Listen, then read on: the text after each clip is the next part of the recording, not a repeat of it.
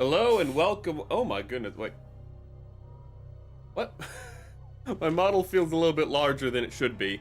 And, oh god, it's gonna be one of those days where the mouth tracking isn't working properly. Whatever. We are continuing.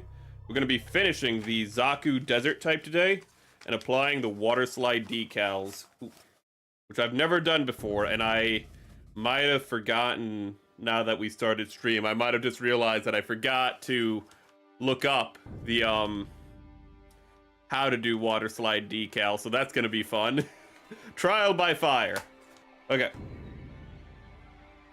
we left off, we completed the arms. We are fully done with the arms, so we can just go right into the legs. I should have cleaned off this desk a little bit more.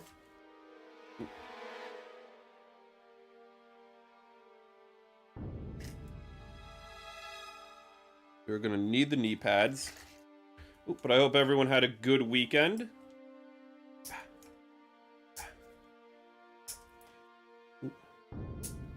Over the weekend, I was actually able, for the Alien Isolation stream, to order the heart monitor. That should be hopefully here tomorrow, where I can test it out. So whatever we're doing tomorrow, there might just be a random heart monitor on stream just to make sure it works. Oh, God. I think this is like does something the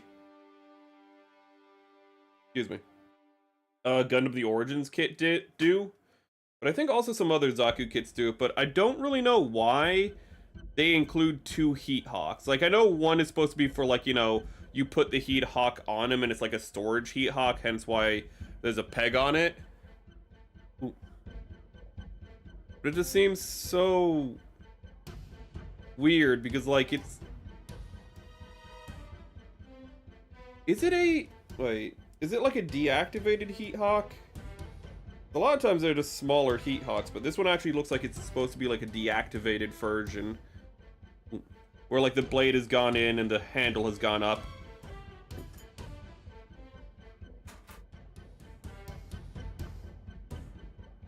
Cutting pieces. Oh my goodness.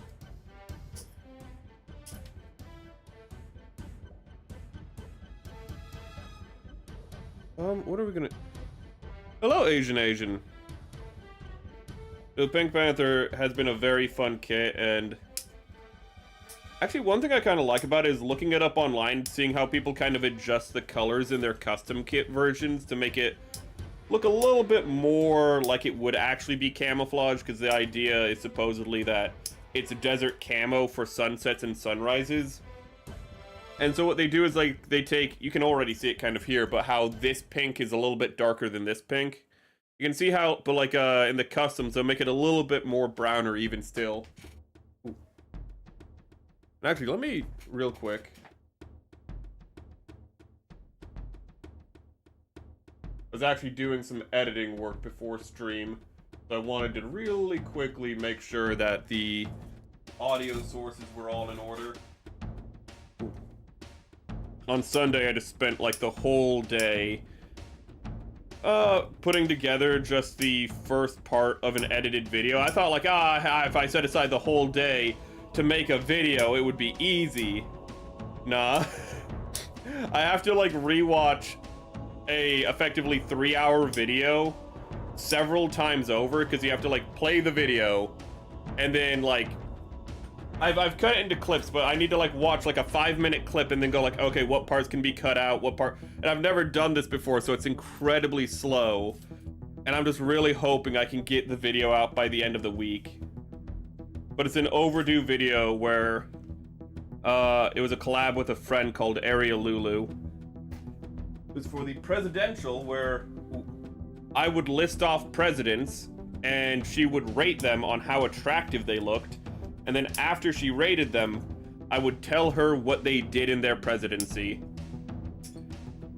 My favorite one that she rated was it Jefferson Davis. And you might be like, Jefferson Davis wasn't a president. He wasn't a president of the United States of America, but he was a president of America in a sense. If you don't know who Jefferson Davis is, he was the president of the Confederacy. That one was my favorite. Because she saw Jefferson Davis and she was like, oh wow, he's really hot, put him in S tier. And then and I oh god, and I just got to go like, and he was the president of the Confederacy. But I hope to to cut down and only have the best parts for you guys available by the end of the week. And to put into frame how overdue that collab edit is the collab was 7 months ago. So it's real overdue.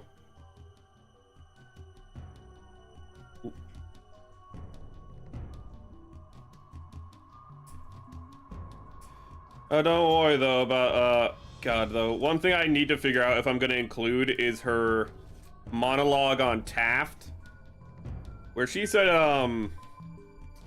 well, I left stream because something happened IRL and I had to check on it. So I literally get up and before I leave, I go, Ari, scar the audience. I'm gonna be gone for a minute.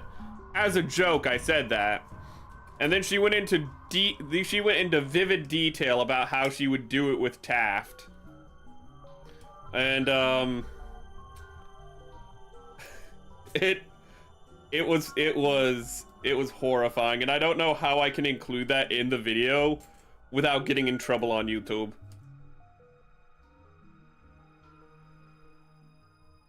What I learned is not to tell Ari there are no limits. Do what you want. The woman needs to be leashed. She needs to be chained down. You cannot give her too much freedom, chat. Let's see here. God damn it, freaking dog hair from the dog I looked after 2 weeks ago. Still, little places I find this dog hair. Actually, funniest part though, not funniest, but something I found funny.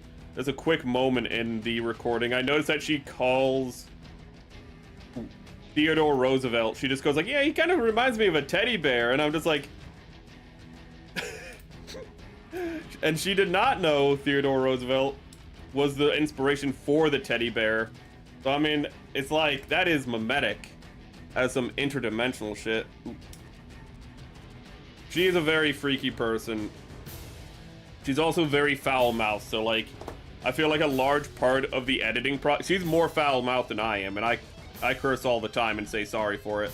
She curses worse than a sailor, and so editing not out, but editing over that is gonna be a real pain.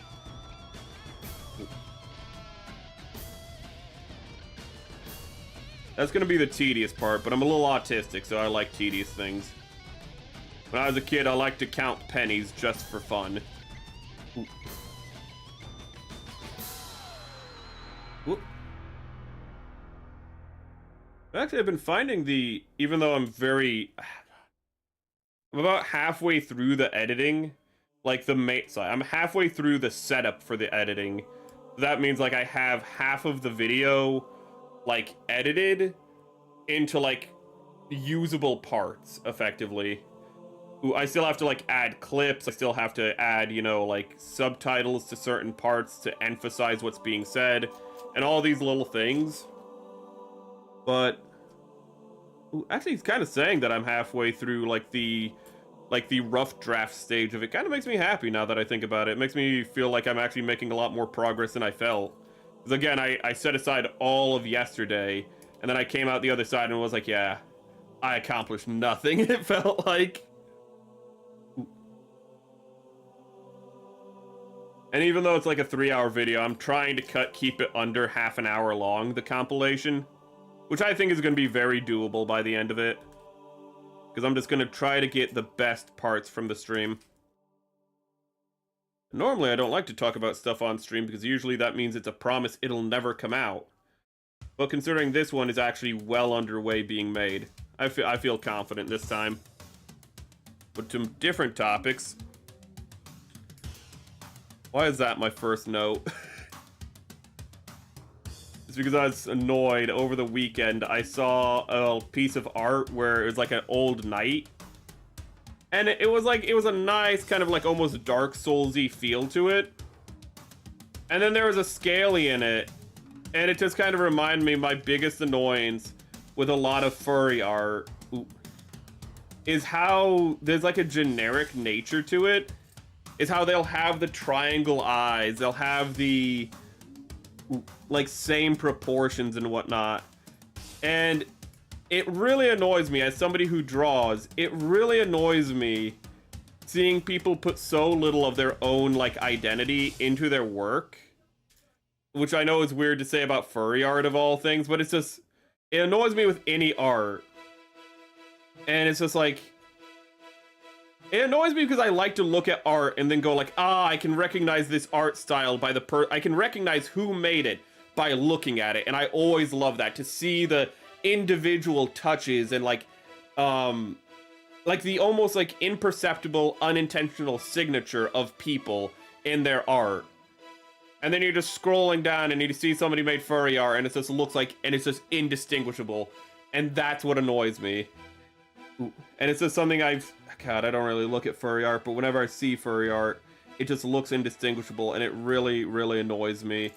Not to say all artists do this, but it's just, oh god, I hate the generic crap. The Pink Panther is going good. Ooh. I hope we can, make most of the decals on it by the end of stream. I feel like I am kind of calling out all of furrydom when I say that. I'm not. Again, I don't even really look at furry art. It's just that, it's that generic style is what specifically I'm talking about. Ooh.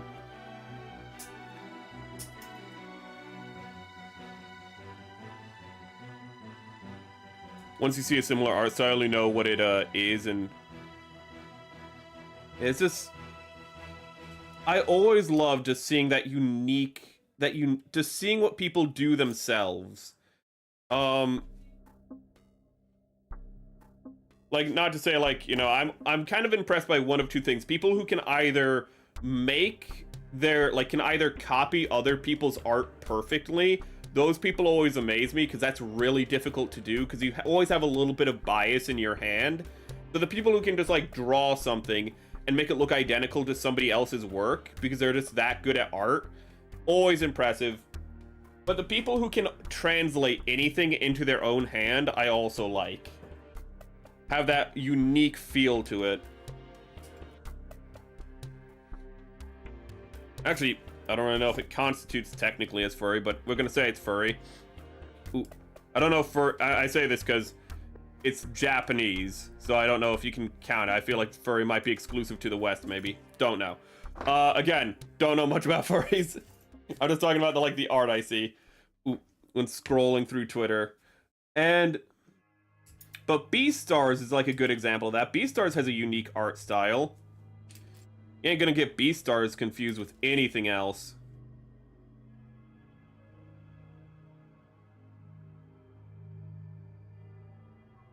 Why is the kit pink? We've never confirmed it on stream. Like, I've never looked it up to confirm it.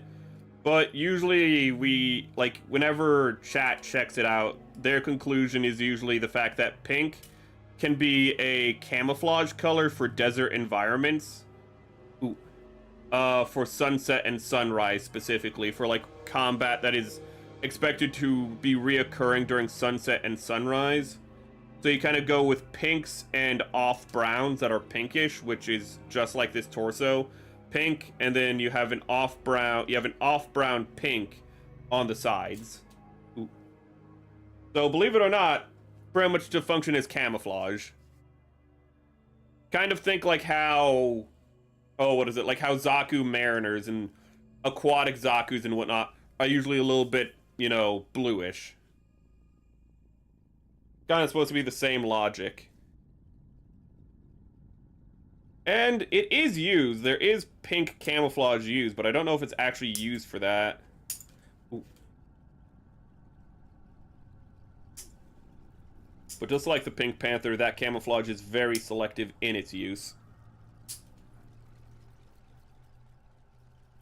Network error. Oh, that's not good. Don't worry, that's just, I had something up on my phone. That's what the network error was. Let's see here. Oh my god. Actually, continuing with the drawing topics, one of my favorite things about drawing practice has to be I'm jealous of people who don't have to do this, I'll be honest. But I have to draw, especially if I'm drawing a character for the first time, I have to draw them bald. I have to draw them bald so I can understand how the hair sits on their head. A lot of people just get this stuff subconsciously. They can just draw the hair as an extension of like the overall form. I cannot do that. The hair is its own separate entity, and I have to break it down every time I do practice, which is frustrating, but it's also really funny because that just means I have pictures. Because I also like to take like pictures of like pictures in progress when it's a character study. So I just have a bunch of pictures of just bald characters.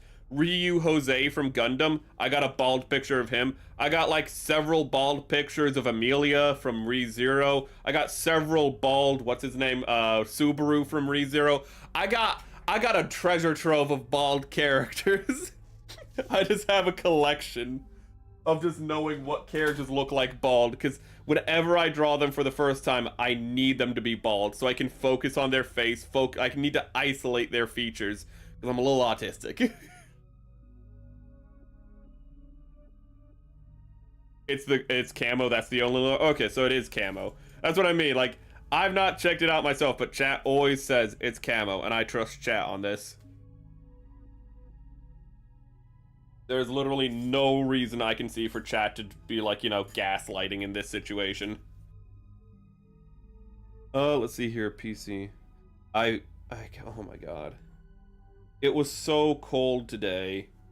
But now that I have my room closed, this room rather, closed up, it feels so warm. It's like closing a car. You know, like if you close a car in the middle of summer and how it immediately feels humid and like you're gonna die. But here's the problem, chat. It's like night. I live high up in the northern hemisphere. It is dark out. It was dark before stream started. Ooh. Yo, what's up? Hey, Allie. Hope you're having fun here. Ooh. But it was dark before stream started. And it still feels like I'm being cooked alive in this room, and I should turn on the fan. But it's like right next to me, and that's too much work. I'd have to turn around to turn it on. That's way too much work, chat. Well, I would assume the name came after lore-wise.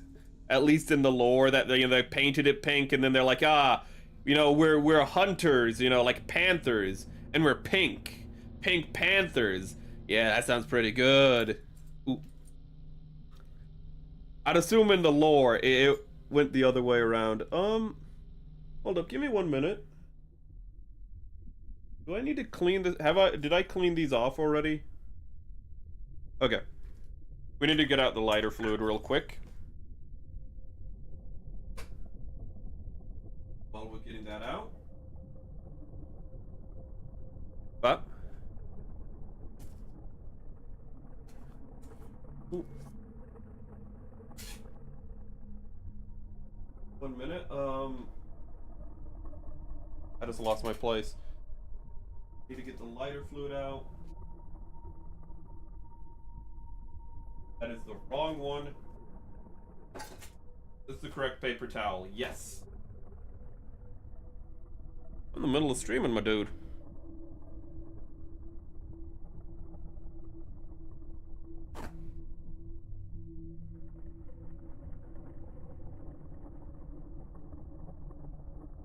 Ooh.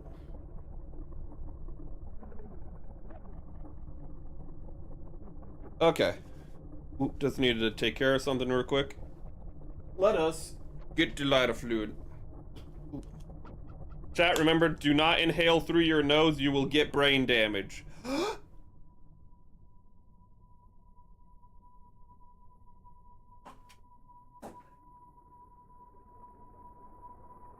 most messed up part is that's not even a joke.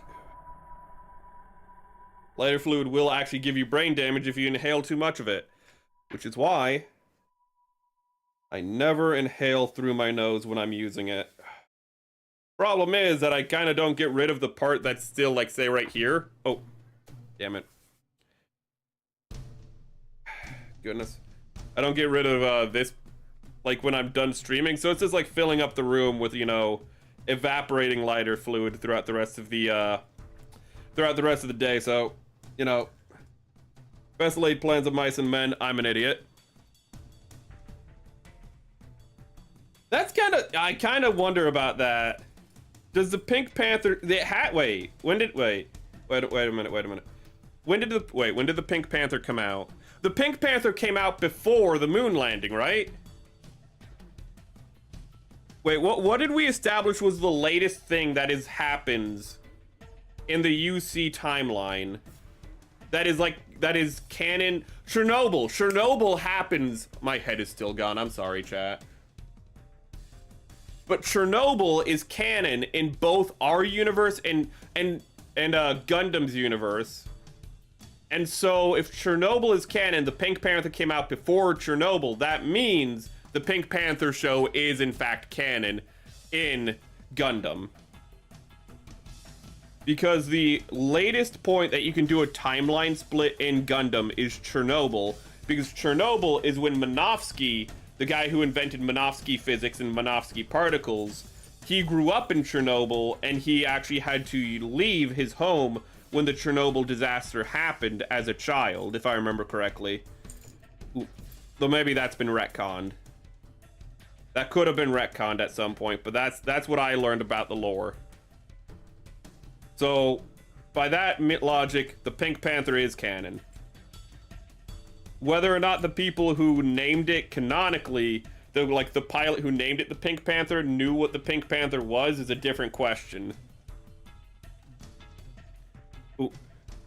Only if you're born before...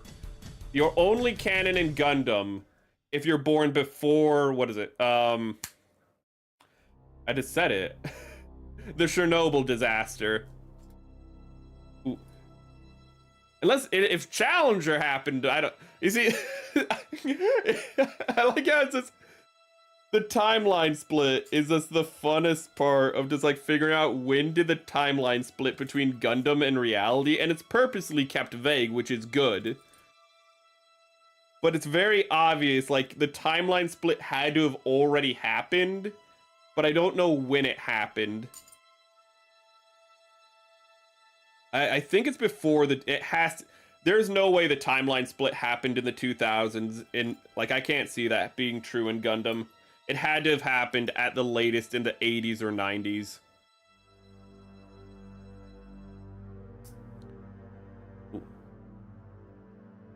Well, Gundam the Origin isn't canon itself, technically speaking. Ooh. Neither the manga nor the anime is actually canon, because the manga makes even more changes, believe it or not.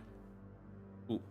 I mean, like Minovsky, for example, Minovsky dies after the war in UC 80 by... Well, actually, it's not even really sure. Like, if you actually, like, look up the lore, it's like, he probably died, but we don't know for certain. It's like, what do you mean you don't know for certain? This is a fictional universe. This isn't, like, real history where it's just like, yeah, he kind of just went off and, like, we lost track of him. Also, this is the guy who invented Minovsky, like, who found Minovsky particles. What do you mean we lost him? What do you mean we just kind of didn't keep track of him? There was, like, mobile suits, and they might have killed him. What?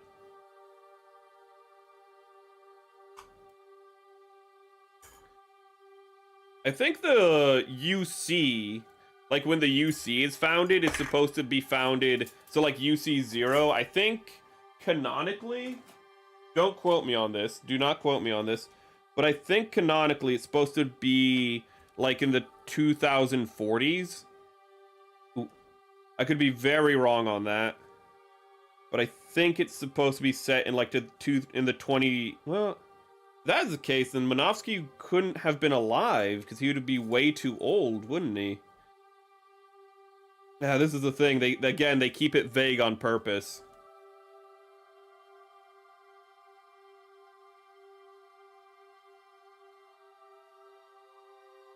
Ooh.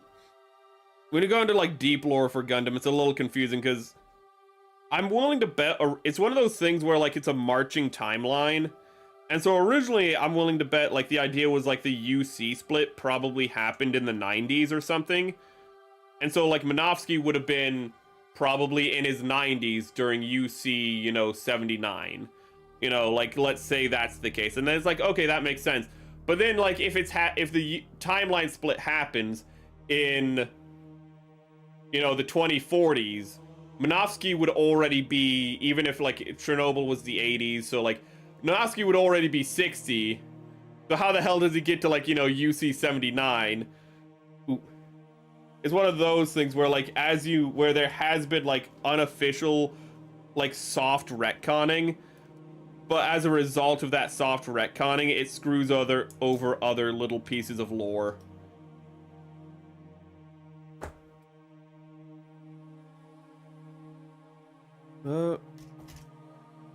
Okay, wait, we need to take... I always love how the ankle part... I never recognize the ankle of the Zaku, even though it's the same in, like, every kit. And it's what I'm cutting out right now. But I always love how massive this piece is. It's always so fun. Ooh. It is. I would love for them to reference more pre-UC stuff in Gundam, because it's always fun when they go like, like, oh, this person who existed before, the UC is always just like this little fun thing that they do. But it's only ever like, the funny mustache man and whatnot. They keep it very sparing. Which is kind of a shame, because there's plenty of historical parallels to be made with other characters throughout Gundam. But then again, if they just kind of like were just like, yes, this is like this historical event, it'd kind of be like showing their hand. If they're constantly referencing, historical events they may have been inspired by in Gundam, so it's probably for the best that they don't do that. Hello, Derek. It is going well. It's actually been a really fun kit. But that's largely credited to the fact that it's a Gundam the Origin kit, so Gundam the Origin kits are always nice and fun. Let's get this out. What do I have real estate? Oh, so I had my search history up, and one of the top things was real estate, and I was like, why did I look up real estate? I'm not looking into buying a house.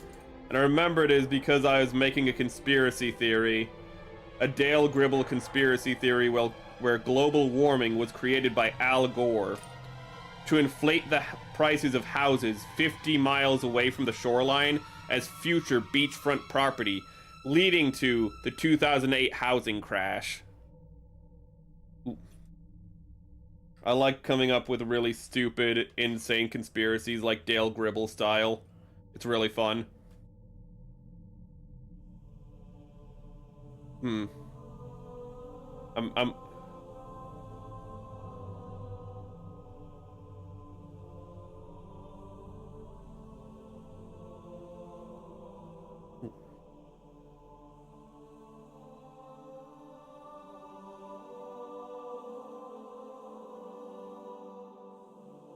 Do you mean Master Grade Gundam the Origin? It would be kind of cool if they made more than just... Because they made the Master Grade Gundam the Origin Gundam, but I don't know if they really did anything else.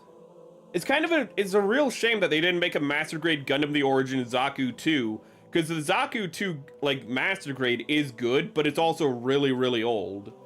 And I'm a little lost right now. I'm looking for the companion piece to this one.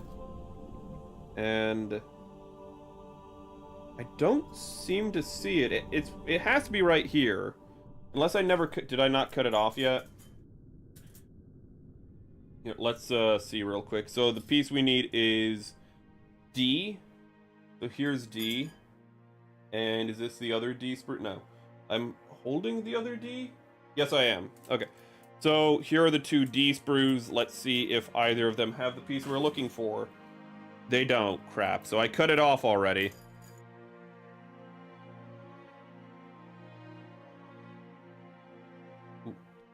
Where to start Gundam? Honestly, like, my philosophy is whatever interests you the most is probably the safest bet. If you really like, you know, like, I'm not a fan, for example, of Gundam Seed. I always make this very clear, but I always like to use it as an example of if you really like 2000s anime, you know, like early mid 2000s anime, Gundam Seed is perfect for you. If you really like late 2000s anime, late 2000s anime, Gundam 00 is probably more up your alley. If you want like a cult classic 90s anime, you cannot fail with Gundam X. If you just want, you know, just like a an epic, a war epic coming of age, the original Gundam is right up your alley. Really, it's what you value in the story that you should focus on for what you want first. Of course, you're going to appreciate any AU, and I'm going crazy because I cannot see where I put this piece. It's right here. It was under... Okay. You will appreciate Gundam AUs, which is alternate universes, more if you see the first Gundam. If you watch Gundam through Char's Counterattack, you're going to have a greater appreciation of everything you see in every alternate universe. But at the same time, that's like what? 40 episodes of the original series, 50 episodes of like Zeta Gundam, another 50 for Double Zeta. And Double Zeta is actually important to watch if you want to understand like certain things. And then you have Char's Counterattack, which is like 2 hours. So it's a lot to watch. And I would never say, oh yeah, you can't watch Iron-Blooded Orphans until you watch the entirety of, like, you know, the original Gundam to Char's Counterattack, because that's silly. So it's really what you value is where it is the best to start with.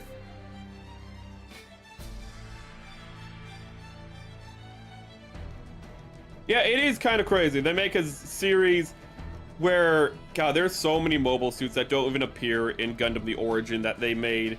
It really was just a Zaku, you know, circle jerk. Sorry for the foul language, but it really was just them going like, oh yeah, Zakus are the best, and I love Zaku, so I'm not complaining.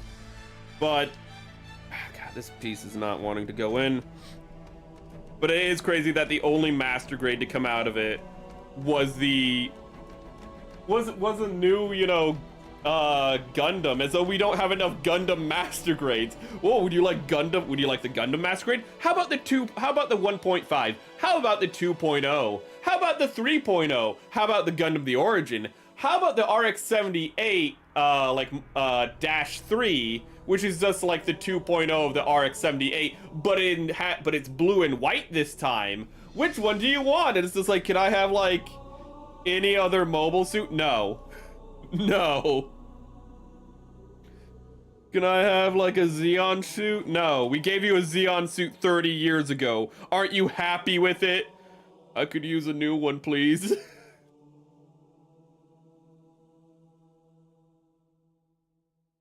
Yeah.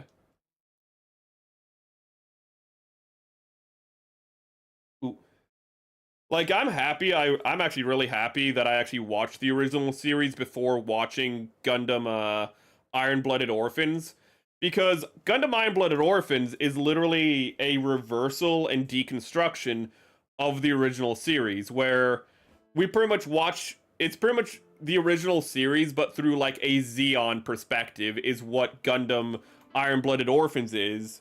And Iron-Blooded Orphans is good on its own right, but knowing that, having that perspective when you go into it, because you've seen the original series, makes Iron-Blooded Orphans so much better on just, like, a meta level. Ooh. Oh, God. I'm not even a fan of the gym, whatever. But, like, every time I think about the gym, I always think about how there's this... They just don't want to make a new gym high grade. Ooh. They just don't... God. Why does Bandai hate the gym one so freaking much? You think it'd be easy to make. You just redo the Gundam mold. You just make it even simpler, because that's all a gym is. It's a simplified Gundam.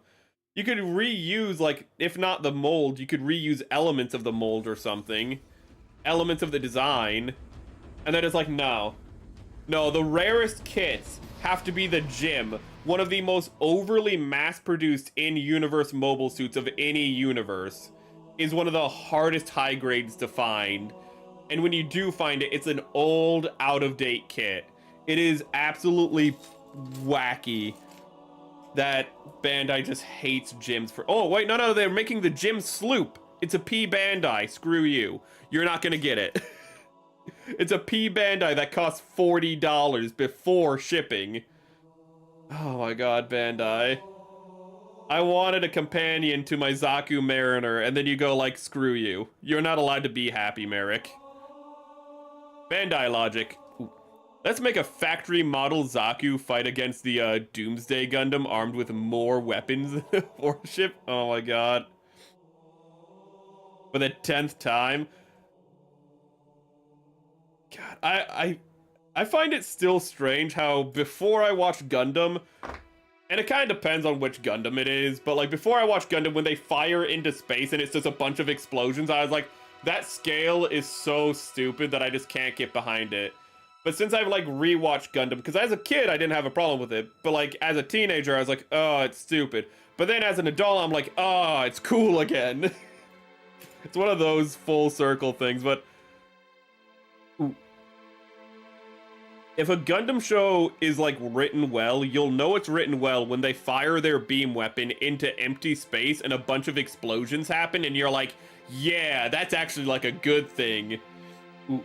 Where you're like, yeah, all those people died and that's really cool. And then the story's like, no, wait a second. That's bad. A lot of people just died. And you're like, all right. But like, it was cool, but it was kind of cool though. And then they go like, okay, well, here's the inside of one of their cockpits. Why are you showing me this? Here's them being disintegrated. Oh my god, that was horrible.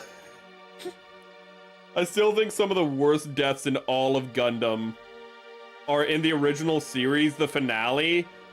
They cut inside of so many, not even so many, they cut inside of several like cockpits of like Zaku's, and you just see the people getting disintegrated in like high detail for the time. We see Cassilia get decapitated in the finale of Gundam. It gets so violent in the end of Gundam. It says, Tomino was like, you have restrained me for too long. I need death. Oh my god, if there was ever a god of death of anime, I cannot think of anyone I would pick over Tomino, though I'm sure there's somebody. But Tomino has like an itch for it. He just needs people to die, man. Even in Double Zeta Gundam, he was like, people have to start dying. And it's like, no, this is the happy, this is the happy Gundam. And he's like, okay, only half as many people will die. And it's like, Tomino, that's still like double digits. And he's like, yeah, it could have been triple. I'm so sad.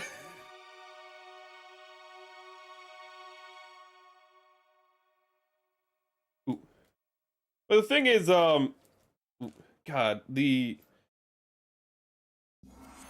wait. Never ask pacifists what their Gundam loadout is? Wait, isn't pacifist like a faction in one of the, like, AUs? Ah, God, I need to finish Gundam X so I can watch Gundam... What does I need to watch? I need to watch, not Victory Gundam, I need to watch Gundam X, so then I can watch Gundam Unicorn, so then I need to... Gundam X, I should not be, like, taking so long to finish. It is such a good series. I just am so busy with other crap all the time. God, but I love Gundam X.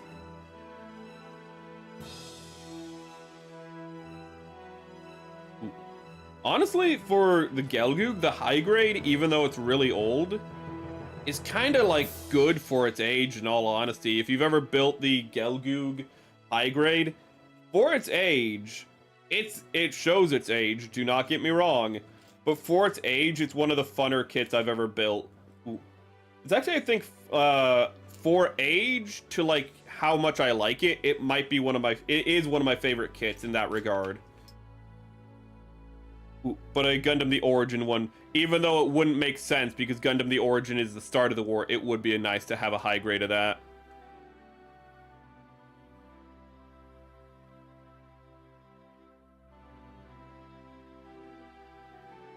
Is Uzu the, like, victory one? Because I already know, that got spoiled for me. Uzu was... It went to Uzi Gun immediately, thank you. Yeah, Uzu, who's like 12 years old. Tomino was like, yeah, he's the youngest, like he's the youngest, he's the most youngest, younger, young. Why can I not say this word? No, but Tomino was like, yeah, they're never going to expect I'll make the most innocent character have the highest body count. And it's like, Tomino, you need help. And he's just like, this is my therapy. And the funny part is it literally was. Char Aznapol was him going, okay, well, I have a lot of my own personal traumas and foibles. And so I'm just gonna put him in this character. Make him all, like, have him make all the mistakes that I would have made if I was him. Ooh. Oh, there's other, yeah. I think UC Uzo's the youngest, but I think there is a more young. I think like in age or something. I haven't seen age yet, but I think there is like an 11-year-old in one of the Gundams, and I think age was like one of the AUs made by Tomino, so that would check out. And a different Tomino work, there might be even more bloodshed.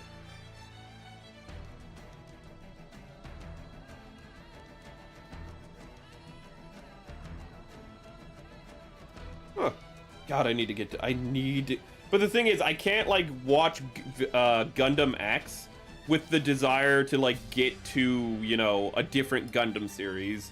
I have to watch Gundam X for Gundam X, or else I'm not going to retain anything in Gundam X. And so I'm just kind of in this stupid position where I'm just not watching a really good show because I'm not binge watching it.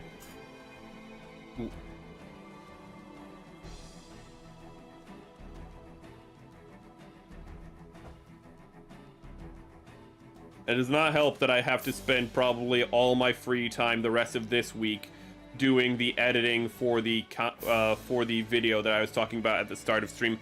Howdy, Alliance Mecha! Ooh. We are in the middle of building. Well, actually, we're pretty much most of the way through building the leg. We just have mostly the armor to go, and then we can start on the water slides.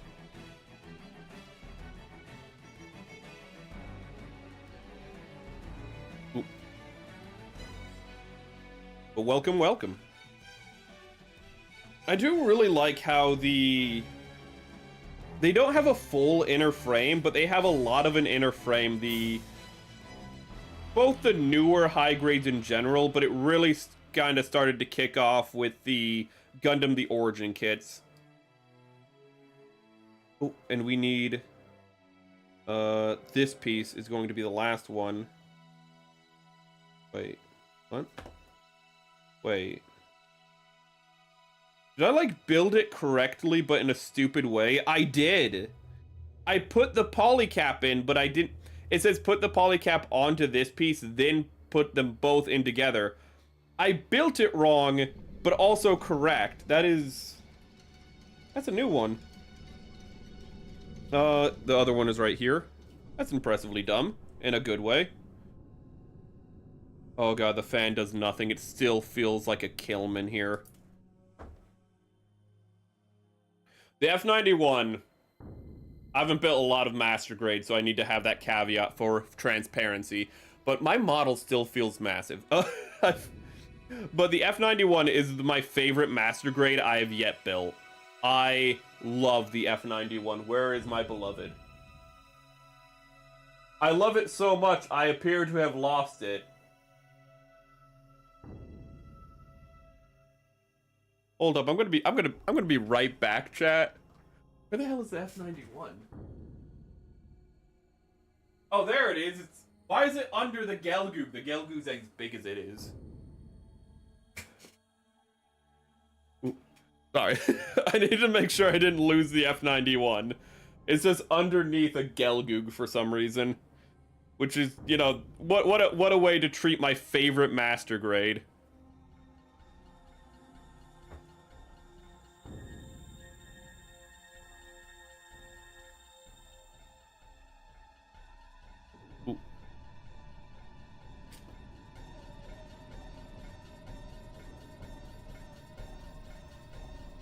God, I would give so much for, speaking of suits that like Bandai I would love for them to make. There are so many Gundam X suits I would love for them to make. Gundam X has some really cool designs for like mobile suits. And it's just like, but Gundam X is literally like the cult classic Gundam show. So you just won't get that unless it's a third party, sadly. But there are so many kits like that that I would die for. Ooh.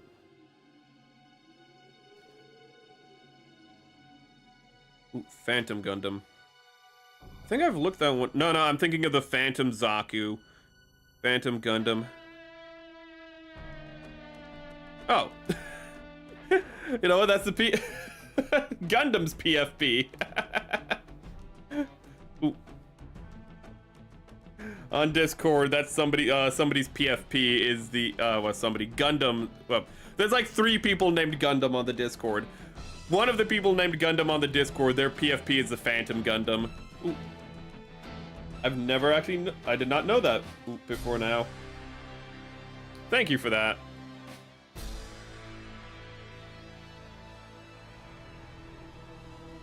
Ah, okay. I was wondering what you meant by like the F91 costing them. Thank you for clarifying that. Ooh. Though it's not Bandai, but Bandai made the F91, but because it was a one-of-a-kind kit, because it was so small, it wasn't really like worth it, which also kind of explains why they kind of reprint it as much as they do, which might sound like an oxymoron, but it's like they're trying to get their worth out of it because they're like, well, we have it, we might as well print it again. Because I actually see the F91 printed kind of like every, like, at least I've seen the F91 reprinted like more times than a lot of other kits. I've seen it like 2 years ago, and like over the last 3 years, each year I've seen an F91 that's like fresh and new on the shelf. So unless they have like a bunch in back storage, they seem to be reprinting it to make up for that loss of cost. 1 second, chat. I need to look away. Don't do anything naughty.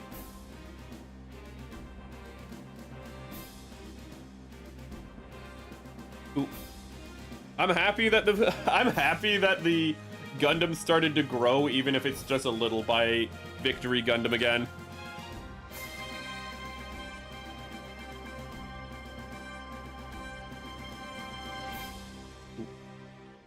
That is actually something I agree about. I'd actually want master grades just because their suits are so small that the high grades probably wouldn't be very good. But the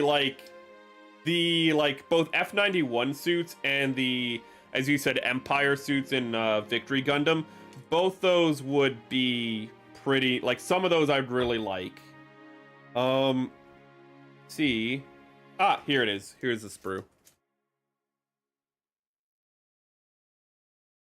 One thing I don't like about the older Zakus is I can never tell which side of the, like, these are supposed to be the upside and which ones are supposed to be the downside of the power cables for the legs, and I always put them in, like, wrong or asymmetrical. But because there's such a, like, large, you know, it's not hyperbola, but it's such, well, it is a hyperbola, but it's a asymmetrical hyperbole.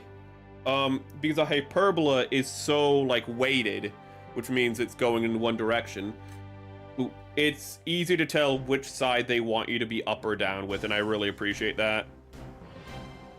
Modern heavy gun. I would take so many. I didn't know that they actually had, like, they made a, Airmaster from a high-grade Airmaster. I was unaware of that before today. I think I saw a Kakarot or Mecha, like, review it today. I didn't watch the video, but I saw the thumbnail. The high-grade F91 for me, his legs are loose, but he is a fun little dude.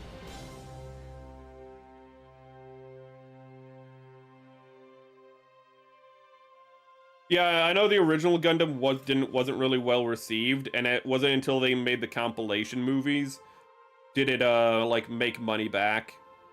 Okay, so this goes in. Oh, what? Whoa! Ooh, this is tight as all hell.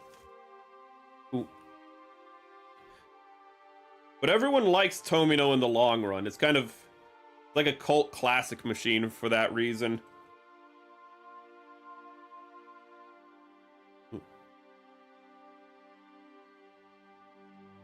Oh my god. I heard the Crossbones, like, real grade is good, which is kind of surprising because other real grades I'm familiar with that are that small haven't been the best, in all honesty. But I would love to check out... Well, actually, no, that's not true, because I have a real grade, Gundam Wing, and it's one of my favorite real grades. Ooh. Maybe I shouldn't be talking shit. maybe I should be reconsidering what I'm saying.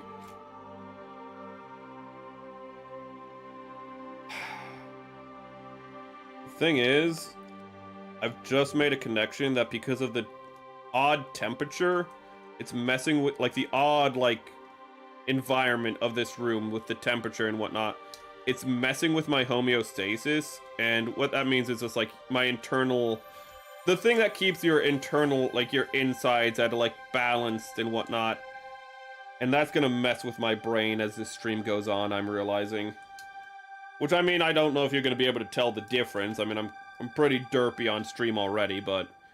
Ooh. It's gonna make me... Oh, God, it's pretty much a recipe for me crashing out about minor stupid things. Ooh. Cheap viewers, no bot, go away. Ooh, my mouse is too far away for me to use it right now, and I don't really care to delete that. Not gonna lie, most Crossbones mobile suits will be Bandai, which is like, I don't like, but at the same time, I have said on multiple occasions that Bandai being, like, for manga and whatnot makes more sense than what a lot of other, like, Bandai, I can understand if it's for manga or things that aren't as popular. I know Crossbones is one of the more popular manga, but it's still a manga, and I can see that. But it's not as egregious as them making G Fighter Bandai. That crap is just unforgivable. Like, why? Why do you hate Why do you hate making money?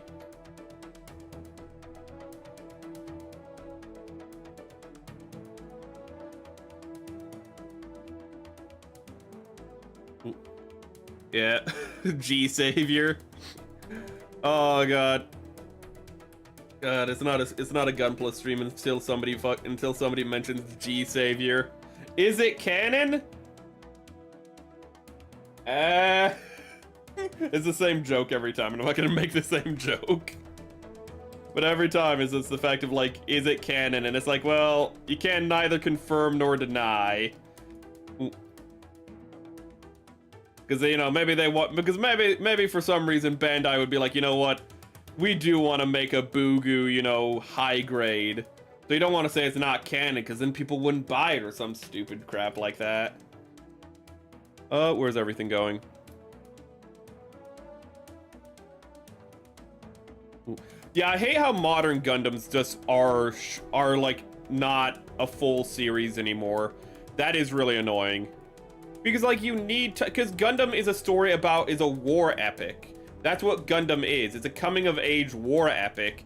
You need 50 episodes for that to take place in. Because it's, again, having an entire war happen in, like, 20 to 12 episodes, you either can't have that happen, you have to rush the crap out of it, or it's not a war at all. It's just a it's a series of small skirmishes of, like, you know, kind of like a conflict, but not a true war. And it's just like, well, what's the point? I want mass destruction in my Gundam. I want to, like, I want to clap until I realize that, like, 1 billion people just died, and then be like, oh, I'm a bad person. That's what I want in Gundam. I want to feel conflicted at every scene. Ooh. I want to applaud mass death only for Tomy to look over at me and shake his head and then feel like a bad boy for doing that. Okay, so, and this goes here. Ooh. I'm gonna look, you keep mentioning that one, I'm gonna look that up. Not Dean. Crap, did chat move? No, it didn't. Denen Gay. Unfortunate name, but one of my favorite things about Gundam are names that do not translate well. Yes, the Denen Gay. Okay, actually, no, I like the Denen Gay a lot. Ooh, it's probably like the Gi or something, but I like that mobile suit a lot.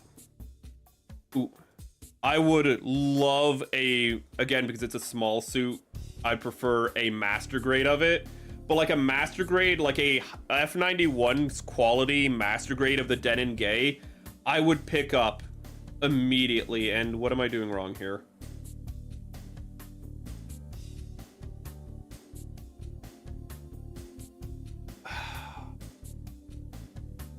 Oh, my favorite part.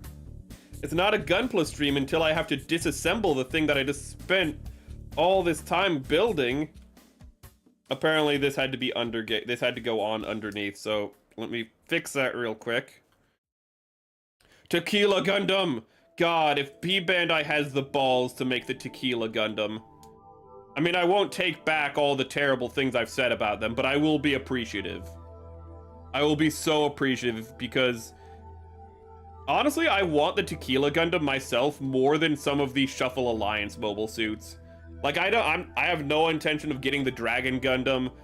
The Russian Gundam, which I forget what it's called, I'm probably not gonna get that. Really, like, the Rose and Maxter are kind of the only ones of the Shuffle Alliance I'm interested in.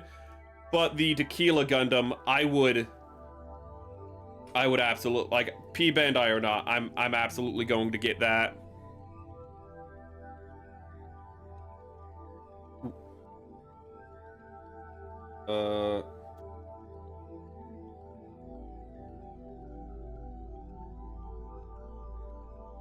Yeah, I heard that a lot, that GQ was really good, but it's just that because, again, it was like only a 12 episode, it was effectively a mini series.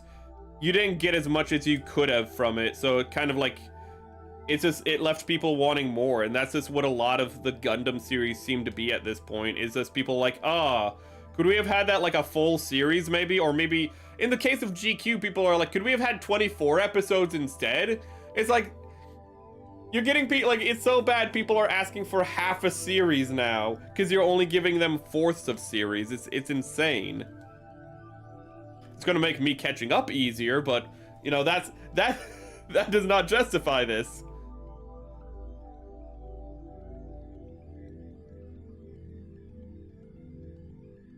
As a RE100. I'm just gonna, depending on that price, I might get it. RE100s are just scaled up like high grades, and I don't really know how to feel about that in some regards. I mean, don't get me wrong, I'd still get a like War in the Pocket RE100 Zaku any day of the week. But I almost am like, I'm one of those people who'd be like, I'd just rather wait. I'd rather just get a third party or wait for, like, you know, the master grade. It's like the master grade's never going to happen. It might. And that hope is what keeps me going, chat. Yeah. It's the scale of a master grade. So if you want to display it, you can. Windmill Gundam? I'd probably also get that one, but that's more for the memes. I would not get it because I'm like, this is cool. I'd get it because this is stupid. I'll be 100% real with you. Don't get me wrong. I love the fact that its windmill makes like a hurricane and it has like its attack is all wind based, which is stupid. It's very much, I want to say rule of cool, but there's nothing cool about a giant like Dutch windmill. But it functions by the rule of cool where it has to do something cool, so it just can do wind attacks, and it's like, that's really stupid, but at the same time, kind of cool. The Nether Gundam, also its name sounds really cool, and it's not. The Nether Gundam.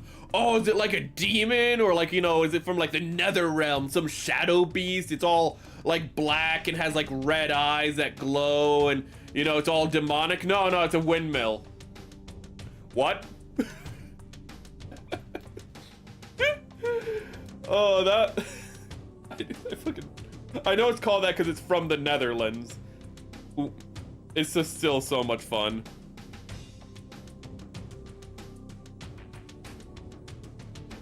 $40 before shipping. I don't know if you say subtotal. I don't know if that's before or after shipping because I have to pay $10 shipping. But like $50... like after shipping, it wouldn't be a half bad price if that's what you're saying it costs, in all honesty. Today I literally own like this. I haven't really bought any Gunpla in a while. by which I mean in a few weeks. I haven't really bought any Gunpla in a while. I could afford it. I could afford it. I'm literally having that moment from Lord of the Rings where Bilbo has where he has the ring and he's just going, why shouldn't I? You know, like, oh, you know, I already have like 30 Gunpla in my backlog, you know, why shouldn't I just get another one that'll take me, you know, 2 to 3 years to build? Why shouldn't I? Why shouldn't I get another Gunpla? Oh my god.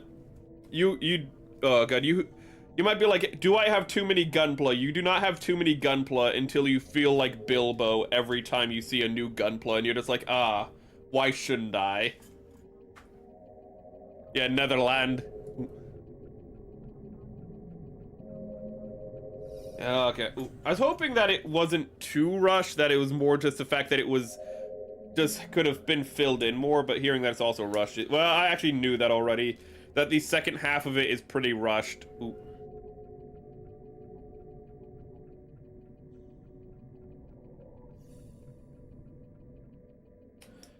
That's true. I feel like though how the I don't want to be insulting here, but like it's gonna be insulting. I kind of feel like how the windmill Gundam looks, how the Nether Gundam looks. I feel like he looks a little bit more like a GoBot than a Transformer. But I have seen some Transformers looking like that too. Where it's just like, it's just their mode and then the arms come out and they just have their legs and it's just like, well, you really didn't bother with the transformation. And they're just like, what do you want? It's a building. God, you know what the Nether Gundam looks like? I don't know how many of you will understand this. It looks like a Transformers parody made by Robot Chicken. That's what it feels like when Robot Chicken wants to make a Transformer that purposely has a really bad transformation that's really undercooked, and it just turns into a windmill. It really feels like that. It feels like it walked out of a Robot Chicken skit.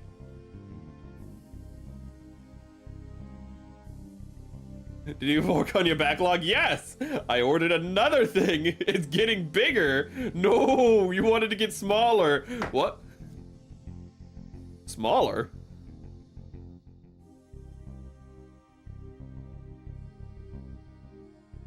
Bigger is better. Ooh, I'm a man.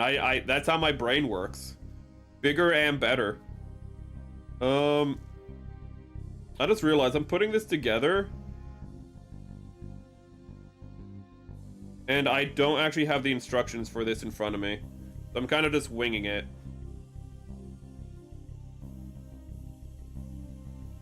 Did I do that right? Maybe. Where's the... Ooh. I seem to have lost the... there it is. Okay, well, this isn't what we were supposed to be building. Actually, we were supposed to build this last stream.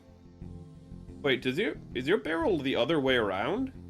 Like a Star Wars, like, ooh. Like a Han Solo gun. Oh, fuck. That sounds like it sounds like I just, like, by saying Star Wars, reminded myself of the current state of Star Wars. No. I took out the magazine. I shouldn't be talking away from the mic. I took out the magazine for this, and I put it aside, and I have no idea where I put it. So, this is not going to have a magazine, it looks like, for today.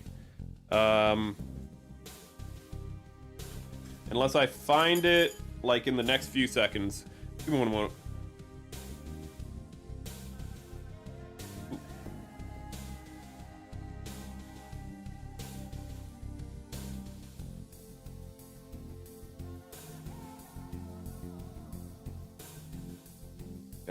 Tiny parts can be a bit of a pain with gloves on. I will admit that. These are pretty nice gloves, but you don't have good tactile feeling. You have a muffled tactile feeling with these gloves on. No matter what if you have gloves on, you have... Stop talking away from the mic, Merrick. For the love of God. It makes the sound quality even worse than normal. Just give me 1 sec. Okay. Only place Let me talk to you. The only place... Wait a minute.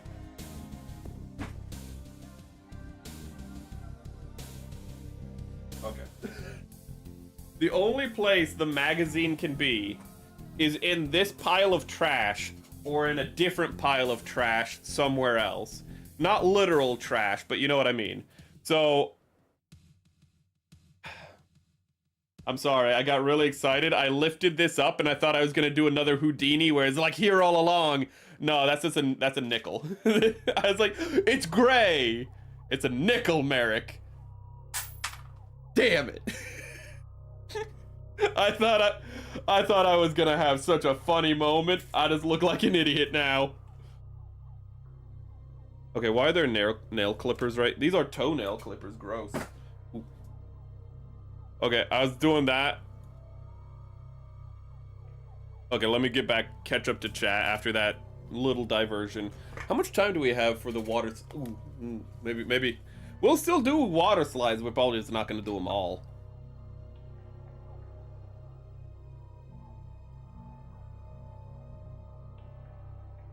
Okay. You mentioning the Big Zam. The Big Zam would be such a... I don't even know if it could stand up under its own weight. You'd have to like have it on a stand 24/7 because of those chicken legs. But oh my god, I would get a Big Zam. I would order a Big Zam, chat. The 60-meter boy. Where would I put a Big Zam? It doesn't matter. I would order a Big Zam. It could be $200. It could be Games Workshop pricing, dude. Actually, if it's Game Workshop pricing, a Big Zam would cost $1,000. Without a doubt. I wanted to say 500, and then I was like, that's way too cheap for Games Workshop. If, considering how big a Big Zam is, if it was made by Games Workshop, it would cost... Yeah, it'd cost $1,000, and it would not be posable. It would be a static statue, and it would still cost that much money. No stand. And it would still, again, its legs would break on you, so you'd have to get a stand for it, but you'd have to make it yourself. God, Games Workshop. How do you still make money, Games Workshop? Actually, better question is, Games Workshop, how are you so bad you make Bandai look good by comparison? Bandai's not a good company.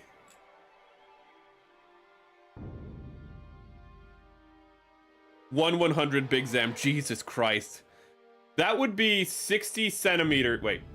Yeah, that'd be 60 centimeters tall, because 1/100 is, well, 1/100 scale. Ooh. God, that would be... 60 centimeters almost sounds too small, but how big? Jesus Christ! Sorry, what I did was like, well, I know how tall 60 centimeters is, so I just put my hand out to my side and looked how big that would be and realized that would be freaking massive. That would be as big as a small child. Holy crap.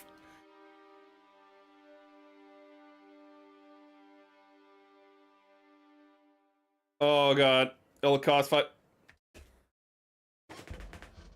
Oh, that's so stupid. Not the price. The price, yeah, you're probably right. The price would probably be pretty expensive. But like, the stupid thing, chat, is what I just did. I put the legs on backwards.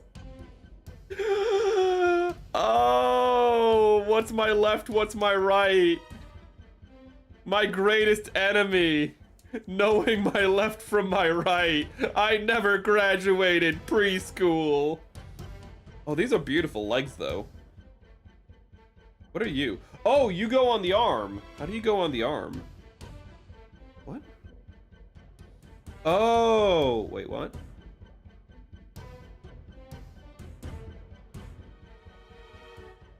Hold up. I feel impressively stupid right now. Okay.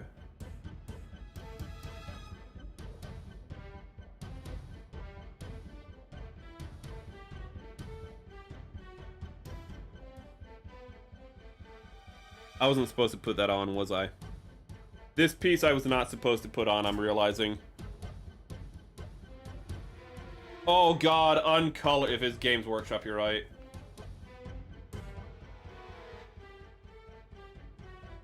I feel like that's kind of what, like, is wild to me, is just like, I understand why they're uncolored, so you can make your own custom armies. It makes sense for Games Workshop, but like, Jesus. It's just like, it still feels weird that it's like even more expensive though on top of it. I mean, I will say a lot of the molds nowadays are pretty good for Games Workshop. They're nice, high detail and whatnot. But they never feel like they never feel like they're high enough detail to justify that price. One sec, chat. I'm gonna have to look at what I'm holding to make sure to find a piece, so I won't be able to look at chat for half a second. I know, I'm gonna be behind on chat. That never happens. It's not like I've been behind on chat this entire stream, and where the hell is this piece?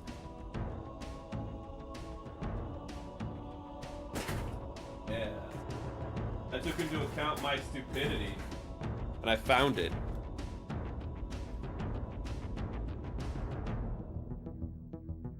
God, the Zaku... Jesus Christ, I don't even... I mean, the Zaku 2 technically has a 2.0, because the one from like the mid-2000s is a 2.0. I'd love a 3.0 for the Zaku 2 and a 2.0 for the Zaku.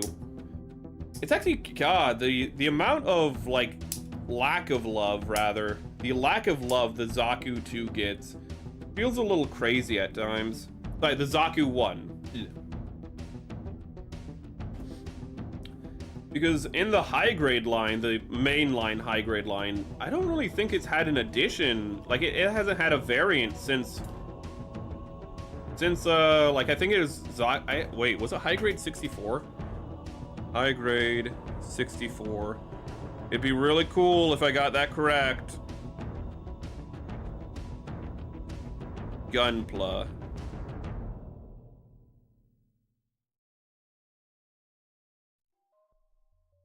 No, I don't, no, not Iron-Blooded Orphans, damn it. No, don't give me Iron-Blooded Orphans, hold on. High grade. Gunpla. List. It's not gonna be 64, I'm just saying it would be cool if I was right.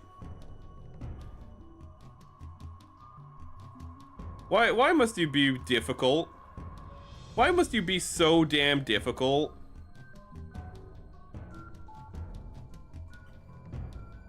It's not gonna be that, but... It is! Oh! It is! How do I remember that the Zaku 1 high grade is high grade 64? Wait a minute, how do I remember that? How is that even possible for me to remember that? That is such a random thing to remember. Oh my god. It's probably because it's so old that I just remember how old it is.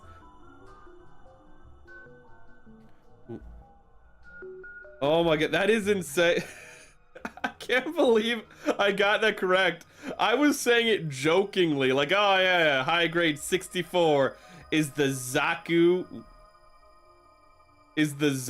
1, and I was right. I don't even have the box for that anymore. I got rid of that box after I built it, so, oh my god. Oh, and the Zuda is the 65. I actually have the Zuda just over there. It's still in its box.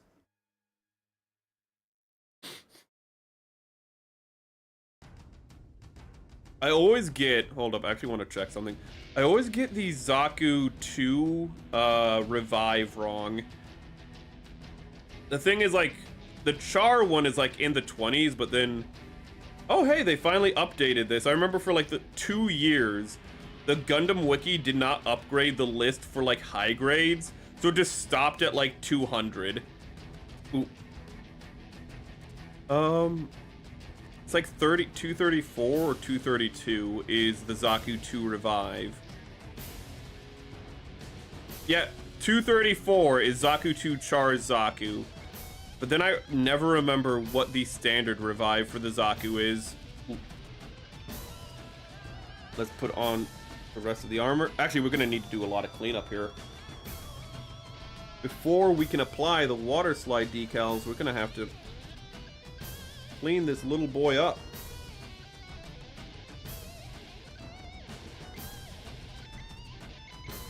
Can we... you have no panel liner on one of your pieces of armor. I think it's safe though to gonna be safe to do the water slides and then panel line later, as long as we don't water slide on any panel line areas, as we found out with the Shin Matsunaga. And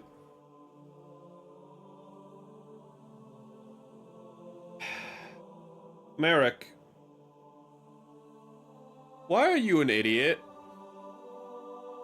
Merrick, are these 2 left arms you built?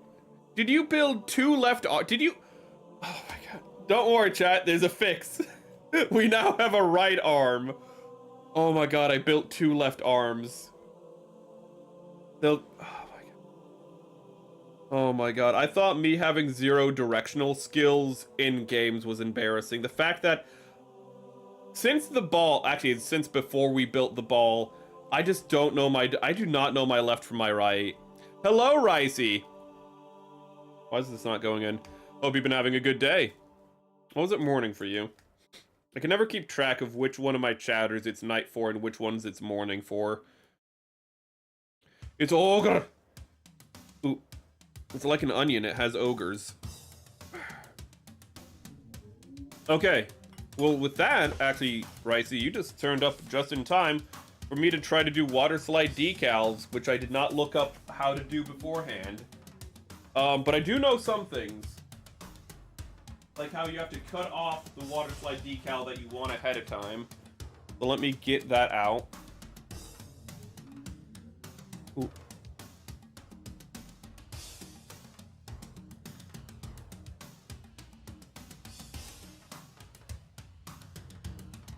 Ooh. So they just like, wait. They just replaced part of a Gundam? Ooh, that's weird. Okay, let's go with the eye. Okay.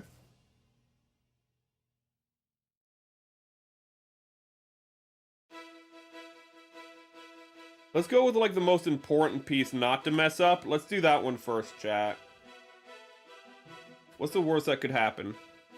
So I really don't know how to do this. I just know I have to cut off the pieces. That's the first thing I know. I hate you, Bandai. I hate you so much.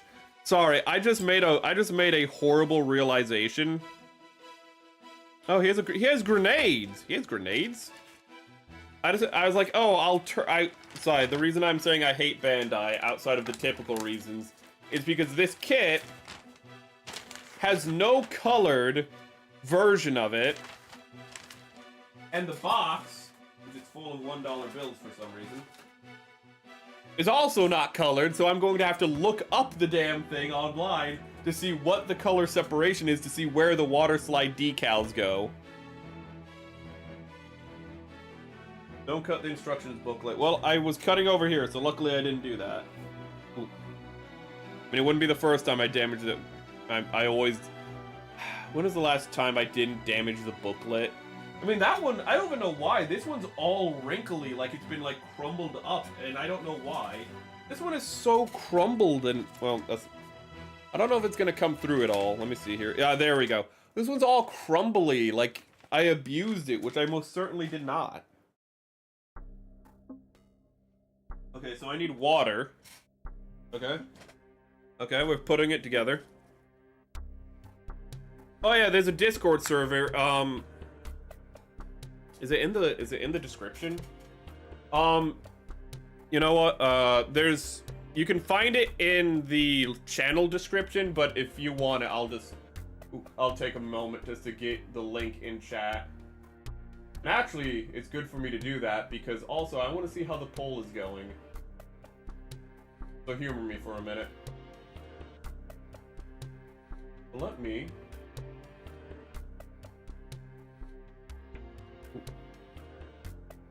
go here. Fastest way for me to get it would be to go here, here, and here. Yeah, but I'll just throw it in chat for you so you don't have to go to the channel description. But if you want the Discord, that should be the evergreen Discord link. But if you're interested. What the fuck was I saying again? Oh, I need water. Oh, but I also wanted to look at the poll. So let me look at that real quick so I can end the poll. Which tab is it in? That's not the correct tab. This tab? That's not the correct tab. Hold on. Which tab? Wait, what tab is it in? Is this the correct tab? Yes. Okay, we're gonna end poll. Can I see the poll results? Sniper, high mobility, ain't nobody like the Mariner, ain't nobody like the Cannon. That's a shame because I really like the Mariner and Cannon. But the Sniper and the high mobility are kind of better. I'm not gonna gaslight myself. Ooh.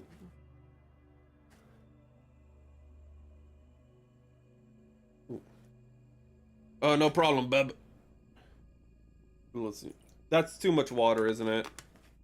That's. You need a thin layer of water, not a puddle of water. I can't pour it out, so I'm gonna have to use a paper towel to like soak it up. So that's a little bit better.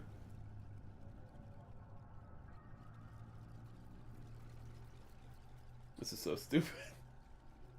And also, what the hell is in there? There's like a little... I don't know what that is, but there's like a little... Oh, that's a piece of plastic. Well, that figures.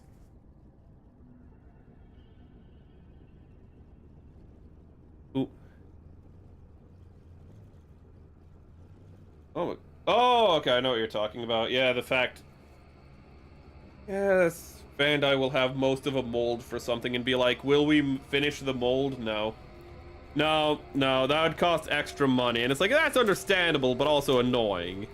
Like, I don't know you have a bottom line, but at the same time, your business decisions are really annoying. Ooh. Yeah, the Vargrill is the... Is this the Zazabi prototype, isn't it? It's just a thinner Zazabi, and it looks pretty nice.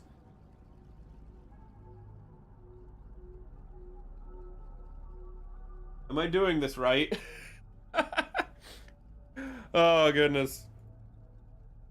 Oh, actually, speaking of voting, from now on, we're going to do on Thursday, because I really liked it when we did it last Tuesday, but we're going to do viewer choice polls, so you guys can just decide what we play on Thursday, and I think that'd just be something fun to do. That'd be a Discord exclusive thing. How long do I wait? Well, like, some of it's actually... Wow, that... Oh. Hey, this came off. I mean, this isn't part of the decal, but, like... Okay, so that came off. It was like a little hair, and I lost it. It was not a hair. But from now on, it's going to be at the end of the week. And the reason it's Thursday is because I'm going to forget to do the poll most of the time on the weekend, so it's going to be like a poll that comes up on Sunday or Monday. And that's why it's going to be on a Thursday stream. You give myself plenty of leeway for being an idiot. But today we're actually doing, not today, this week we're doing the finale of Mario Odyssey because it tied with Red Dead. Welcome, Opus. Ooh. Zaku's of any kind are pretty fire. Ooh. There any, even the one kind of weird Zaku, I think it's from Moon Gundam or something. There's like a weird Zaku that looks almost... It looks kind of like it should be from Witch from Mercury in some respects. But I even like that one. Can we get your head off? There we go. You soak the decal, pull it out, wait for it to activate, and slide it on. Okay, I guess I should pull it out and put it on this. Okay, is it like activate? Like, other parts of the decal are coming off, and I don't know if that's a good or bad thing. I probably should take it out already, but... This is why it's a learning experience. Wow, I really made a bad mistake here, didn't I? Yeah, I did. Yeah, I should not have assembled this completed. The 5 is... I don't know if you can see that, but the 5 is floating in the water now freely. Medusa! Is that the Zaku? Only need to wait like 10 seconds. Well, it's been like, you know, it's been a few minutes, so... Okay. Well, hopefully it's not like rice, where the longer it's in there, the worse it gets. It probably is. It might even be made out of... The paper might even be made out of rice, for all I know. The thing is, I don't... Can we... Hold up, chat. This is... as dumb as I thought you were playing a water slide game or something. No, I just thought it... I was thinking about water slides, and I was like, oh, wait a second. Water slide and water slide are, like, the same thing in English, so let's play on that. No, it's water slide decals. Ooh. But I thought it'd be a funny image to have a Zaku in a water park. Can we... This isn't the first time I've had to do this, but this is one of the hardest. Holy crap. I've never had to disassemble a Gundam the Origin head. Only normal Zaku, so this might take a minute. Moon Gundam got the Zaku 4. Zaku 4, which is bulky AF. Cool AF.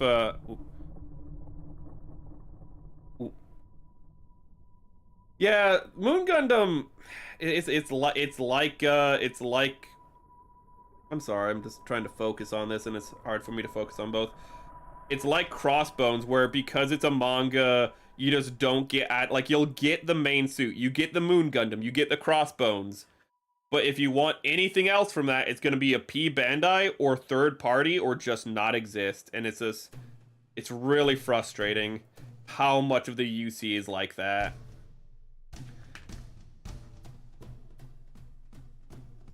Ooh, yeah, it's the Zaku 4 that I was thinking about. Ooh. It's like no longer connected, but it's holding on for its dear life, chat. Like, look, I don't know if you can see how much this thing is disconnected, and it's just holding on. It's like, oh, it's cliffhanger. It's like the movie Cliffhanger. It just won't let go, I say, as I separate it. Okay, so then...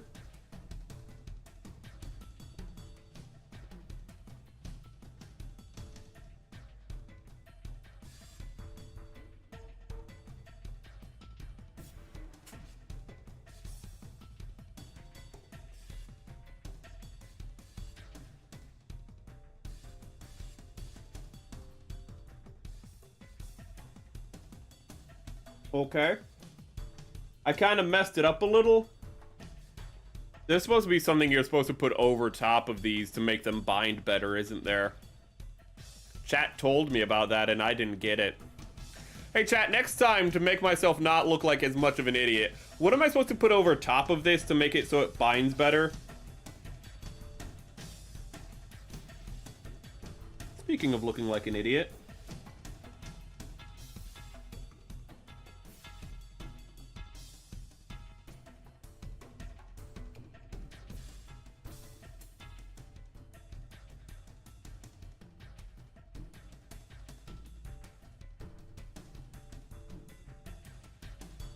I think it soaked for too long and it probably won't be adhesive probably won't adhere anymore. But that's why we're testing it. Ooh. I don't really know what to do. We're just gonna put that there and look for the next thing. We could actually look it up real quick, the suit, so I can see what goes where. Zaku,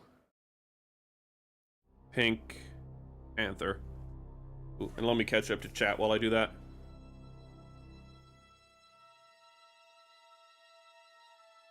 Okay, so yeah, the adhesive layer almost certainly dissolved.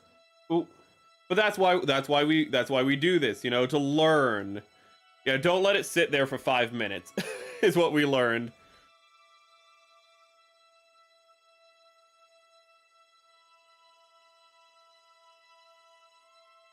Okay. Could I repeat what? I say a lot of stupid things, so I'm not quite sure which one.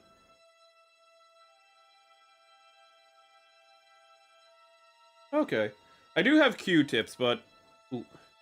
I'd rather have, like, a hobby Q-tip, but I do have Q-tips just over here for, like, generally cleaning small places.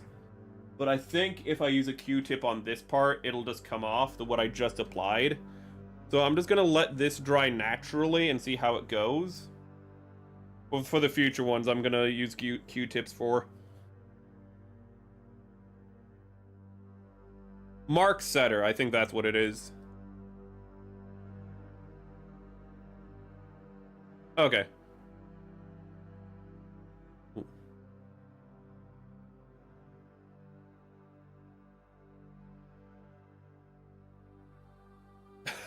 I need to use the cotton.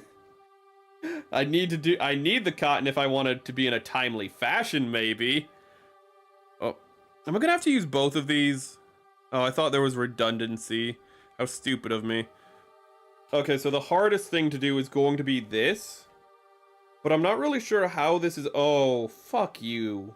Okay, so how these are applied, sorry for cursing, is this part goes here. This is the corner. Okay. This might be a little difficult. Let's take off the arm for this. How much time do we have? Plenty of time. My greatest dread. We're gonna do this one at a time.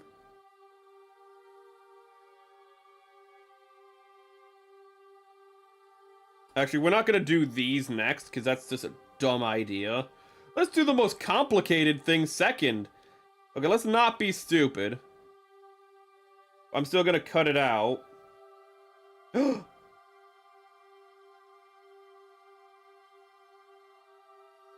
It's just battle damage, don't worry. I might have cut the decal a little. It'll be battle damage, it'll look fine. We'll put this one on the back of the plate. Nobody will see it. It'll be fine.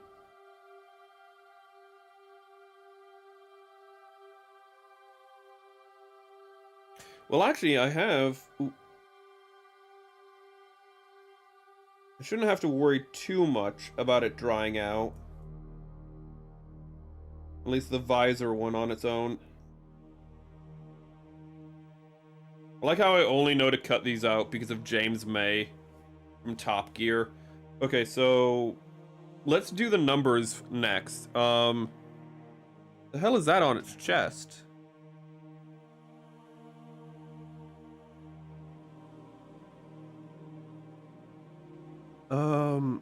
What's going to be the easiest numbers to do? Let's say the numbers that go here.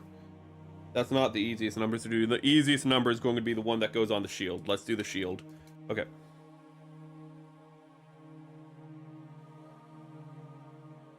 Okay. Well, let's experiment with this one. This one's going to be flaky no matter what because it's damaged.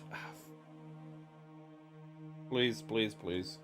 But I think this one doesn't have it. This one doesn't have any adhesive on it anymore. The adhesive is gone on this. There's no more adhesive on this one, so I'm going to have to figure out something else to do with this. So I did make it wait too long in the adhesive in the water because that one's just coming off. So let me see here. We're gonna cut out this one.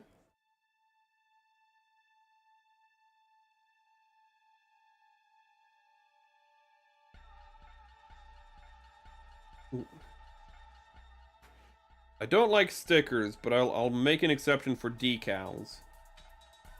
Don't float in the water. Go down into it. Bastard. Okay. So...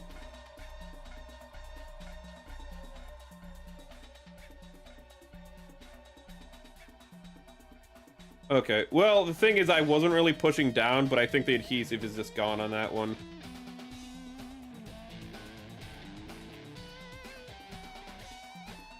Okay.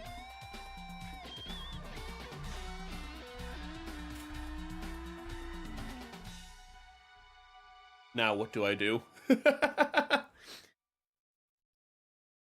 I went over 10 seconds. Let me see.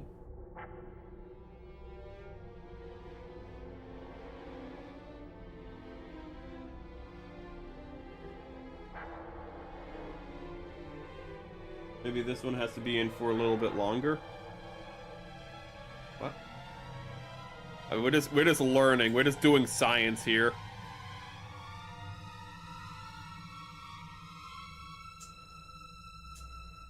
Okay. Well, then let me... Okay, this one still has a lot of moisture. And it just broke in half. No, it full... You know what? I'm just gonna use yellow paint for his eye.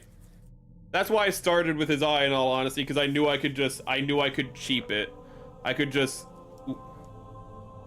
knew I could just use yellow paint if it really came down to it. So let me shake it. Gosh, darn it. I was supposed to get more yellow Gundam paint today, and I didn't.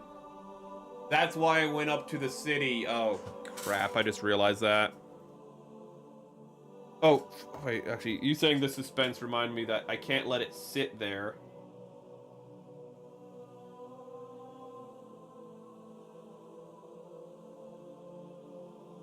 Ah!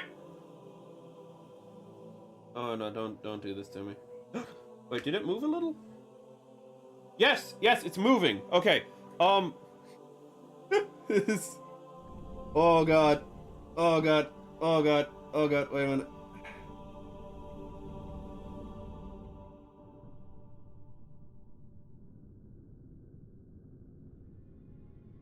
Oh crap. I'm sorry for cursing so much.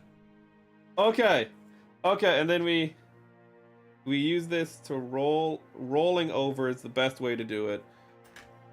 So then we use this and we like dab it.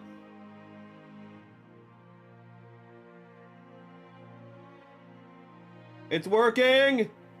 It's working! Oh my god, this is how Anakin felt during the pod race. Such a stupid reference. F, don't say F. Oh my god. That's our first decal and it looks really good, and I like decals a lot more than stickers already. Because they're more rewarding and they look a lot better. Stickers are just like, oh, they are just a pain.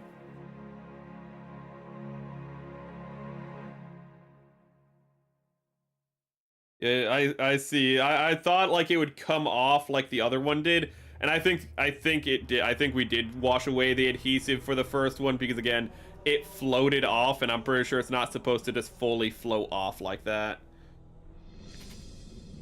Okay, let's go for the Xeon symbol next that goes on the shield.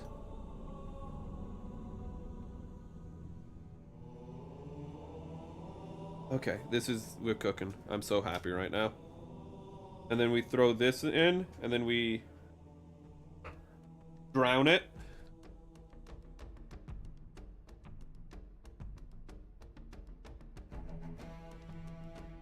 Okay.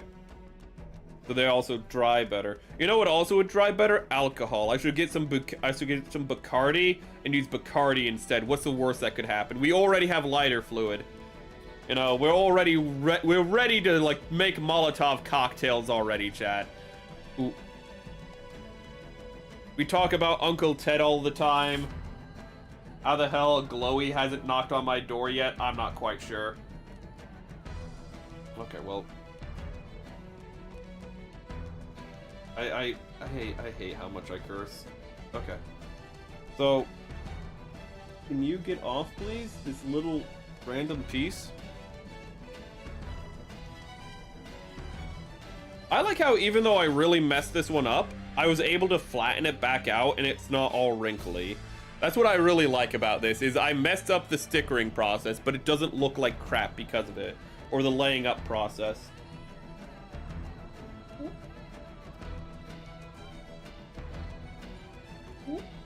Okay, it's free floating. I like how to tell is I just have to touch it a little. It's like a contact. I'm just like, are you moving? Did you move when I did that? Did you move when I did that? Okay. And then then what I need to do is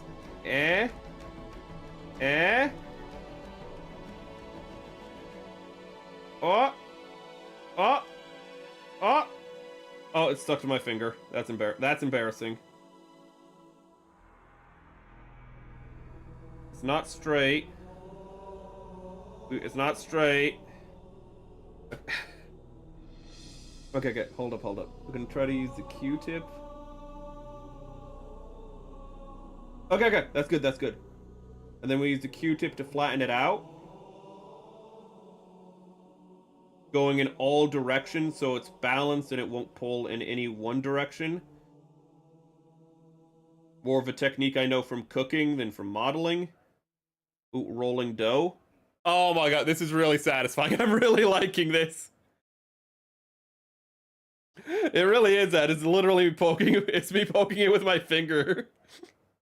It's like the opposite of like, you know, like a kid finding a dead body where like he pokes it to see if it's still dead. I'm poking it to see if it's coming alive. I'm like, will you move?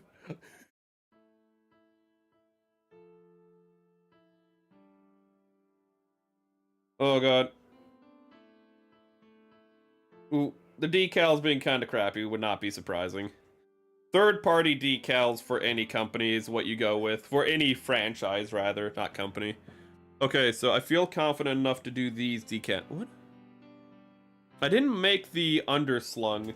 This. I don't know what this is exactly. But it looks like there's two grenade belts, or pouches rather, that I could have made. So I'm gonna make those real quick.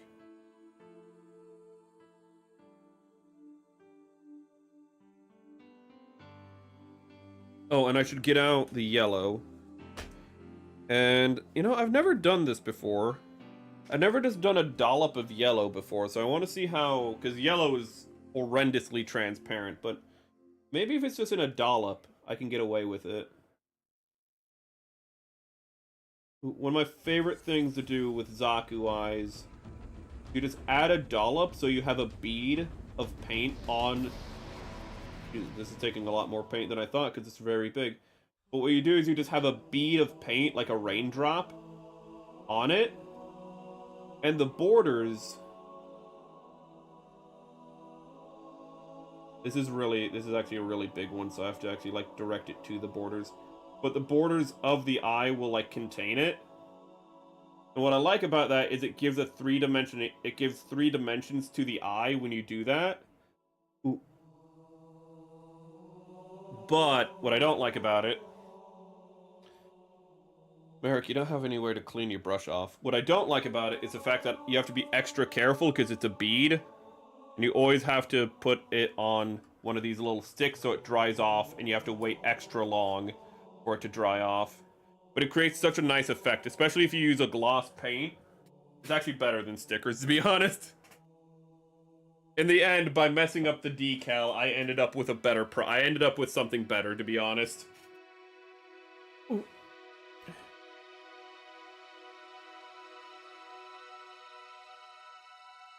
Okay. Yeah. Let's clean off this brush.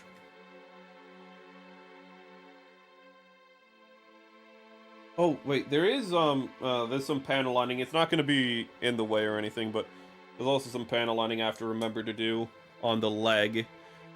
Both of the legs, I kind of forgot. Hold up. This right here, I forgot to do panel lining here. You can see there's some panel lining here, how it's a little bit darker, hopefully you can see. It's very hard to see because it's light, but you can see, yeah, it's a lot easier to see how there's no panel lining right there, so let's do that real quick, shall we?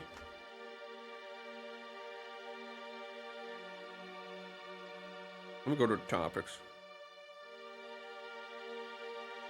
Alright, today's Columbus Day. Ooh, a boppity and boopity to anyone of Italian descent in the audience. Ooh. I kind of find it funny how, like, all the negative things about Columbus are literally from, like, a political rival who hated him. And so, like, what do we know about, like, Columbus actually? It turns out not a lot, because, like, the guy who we, like, find out all the negative things about hated him, so he's not a reliable source. But at the same time, that doesn't mean those things didn't happen. What we just mean is we have just no corroborating evidence. For somebody as Christopher Columbus, who was important historically, how little we know about him is insane. It's like, was he, like, for example, we don't even know what ethnicity he was. We know he came out of Italy and he went to Spain to then sail to Asia and then, you know, hit the Caribbean instead. We know that, but we don't know if he's actually Italian. And it's like, what do you mean we don't know? We just don't know. You could be like Bulgarian for all we know. It's like, we just know he came out of Italy and went to Spain. And it's like the again, you think about somebody like Christopher Columbus, we know a lot more about, because he discovered, he was a European who reconnected, because people don't like saying discovered because there are already people there, but he's the person who reconnected the Americas with the rest of the world. You can hate him or whatever all you want. The historical importance of humanity finding the last parts of itself is unquestionable in like its historical relevance, even if he didn't realize that's what he was doing at the time.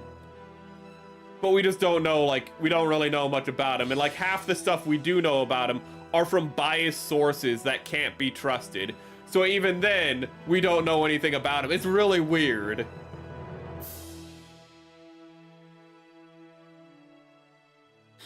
It depends. Choose where you live in Italy, because Italy is kind of like the US, where the north and south are just different places, but also just like not only like culturally but economically, and it's a whole beast, as I have been shown. I like how Italy doesn't simply look like a boot. It looks like a dominatrix boot with an extra high heel. And honestly, it doesn't make sense, because that's more of a Germany thing. So I don't get it, actually. Ooh. Why are Germans actually considered to be the degenerate, like, the degenerate... Actually, I think I know why. The degenerate Europeans. It's because, one, they're really reserved, but it's also because during the 1930s in Berlin... Actually, in the 1920s and 1930s in Berlin... They were, even today, they have brothels and whatnot, but they were quite the kinky little people. Ooh, and other people from other countries like to talk about it a lot.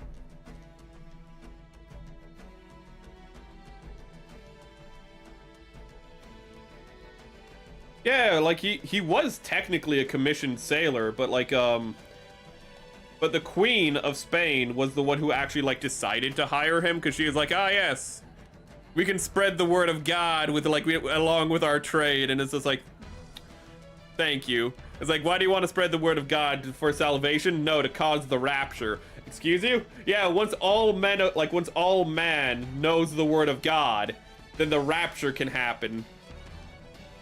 Okay, so you're like a subset of Catholic that wants the doomsday. Yes. Okay, I know exactly which ones you are. Okay, thank you, Prince.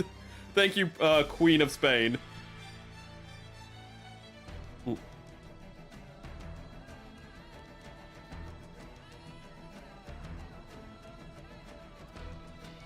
Ooh. Ah, it has such good color separation. They don't really use stickers.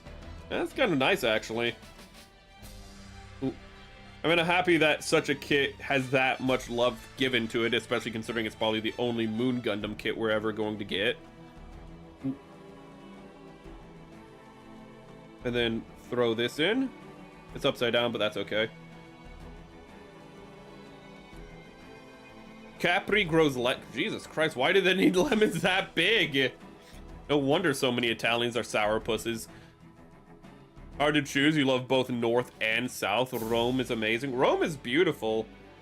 Ooh, the preservation and restoration of Rome by, well, the Catholics, because they're the ones who own it, is just remarkable. Like, when Rome fell as a civilization, what carried on, like, the progress of the Roman Empire was largely the Catholic Church. And that's kind of why you're like, and that was a very big thing. Like, the politics and culture behind, you know, the fall of Rome, but the rise of the Catholic Church is actually really fascinating and not something I can get into right now. Mostly because I'm not really an expert on it, but if you like history, you would not be disappointed with it. Stop flipping upside down. Okay.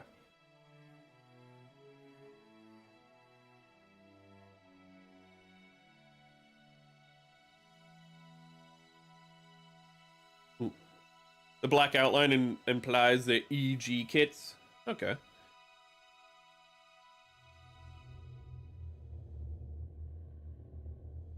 I kind of like the high grade eyes more, where you can just paint around the like eyes and then just get that effect. And even though it's like the glowing, like the clear plastic eyes are obviously for like light piping, because that's what that would be used for, but none of the heads are designed for light piping, but the eyes still look good. It's like a transformer. It's like when you find it. Oh my god. No, the funniest thing is not when you find a Transformers with light piping eyes, but no like window in the back of his head for the light piping. The funniest one is when they have solid eyes, but they still have light piping windows in the back of their head. And that's just like a clear piece of plastic that goes to the front of the head for like, so light can shine through. So like if you have it like say in front of a light source, his eyes look like they're glowing. Transformers kits cannot decide if they want light piping or not, and it's really funny when you find one where they're like, no, we don't want light piping, but we're still gonna keep the plastic back of the head. So it just looks so stupid. If you ever just like turn it a little, you just see the back of its head and you're just like, that looks really dumb. And it's for no reason, because again, they filled in the front of the eyes. Ooh, so it's like oh, that's good. A real grade that's like, you know, a real grade that's like a high grade 1.5 is awful. I shouldn't say awful, but I don't like it when a real grade feels like an advanced high grade. Like a good example of this is the tall geese. I was not a fan of the real grade of the tall geese, but when a high grade feels like it's stepping into the territories of a real grade, it always feels like so satisfying. So hearing that's what the Moon Gundam is has me really hopeful for when I build it. And if you want to know when we're going to build that, it's for Lunar New Year, because I thought that would make a lot of sense. Ooh. And by that point, I should be well into my rebranding. Ooh.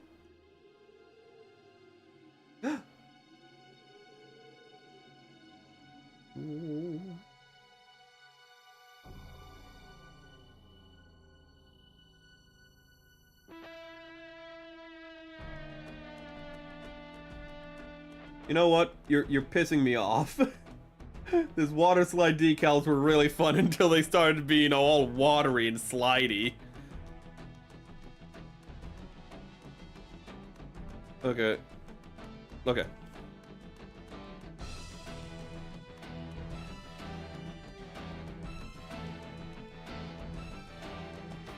The rapture happened, but we didn't notice because everyone sucks. That would be so depressing. Then just one day the river, like the oceans turn red and you're just like, oh shit. The oceans turn red and start to boil and you're just like, crap. Oh, that's why I saw that. That's why I saw the one, that's why I saw like the local homeless man flying in the air naked. Oh man, he was the one pure amongst us. He had no, like, he had forsaken his worldly bonds. I don't think he was homeless. He had no worldly bonds. That shouldn't count, God. The man had it on easy track. I say about the homeless, fictional homeless man. He had an easy God. You were too materialistic, Merrick. Wait, you want me to give up my gunpla? If I can't bring him to heaven, I mean, then that's just hell. Let's be for real for a moment, God. Let's be reasonable about this. Ooh.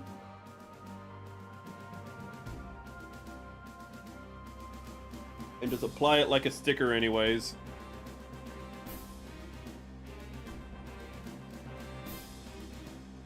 Okay. Ooh. Thing is, I'm also like, I'm trying to get into the position with the Q-tip as well. But I do know, like, the best, well, not do know, but what I've found is so far, it depends on how big the water slide is. I'm just gonna dab it.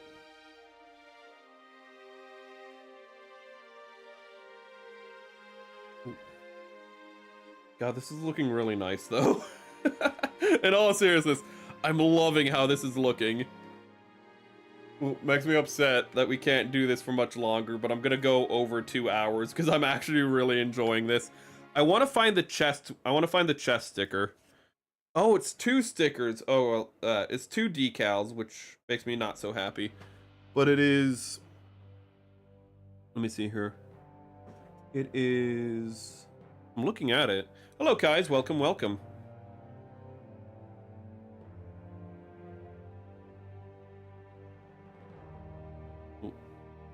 You posting curse shit again? You're making my Discord a den of lies again? Oh, God. God, the Vargirl just looks so damn good. Even with giving it a Gundam head, it still looks, it's such a good damn body. Which is why they're just like, yeah, the Moon Gundam just uses the same body. God, it's a good design. It's literally just a skinnier, well, it's a little more than just a skinnier Zazabi, but it's effectively a skinnier Zazabi. And it looks so, I found it, and it looks so good. I was looking for this. I was having a really hard time finding this water slide for some reason.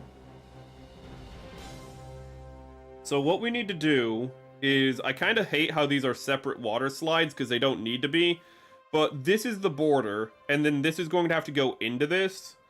Bandai, I hate you so much right now. So I'm gonna have to put a water slide on a water slide? That's so stupid.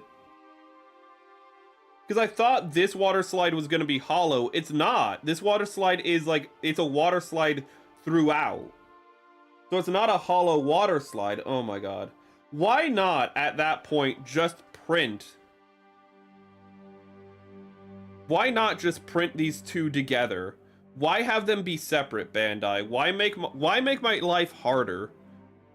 Because we're Bandai. We love making your life worse. And you'll pay us all the more. Only they'd say it in Japanese, because they're Japanese.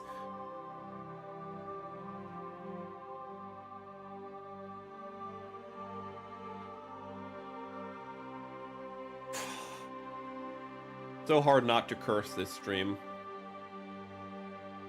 It is so hard not to curse this stream, because what you just told me, I already figured this, but what you just told me is I cannot put on both decals at the same time. I'm going to have to wait a whole day.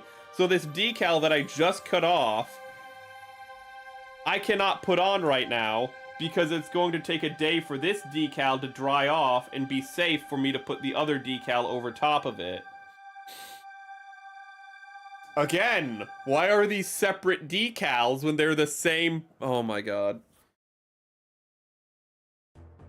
I really like water slide decals. Sadly, I hate Bandai. Oh my god.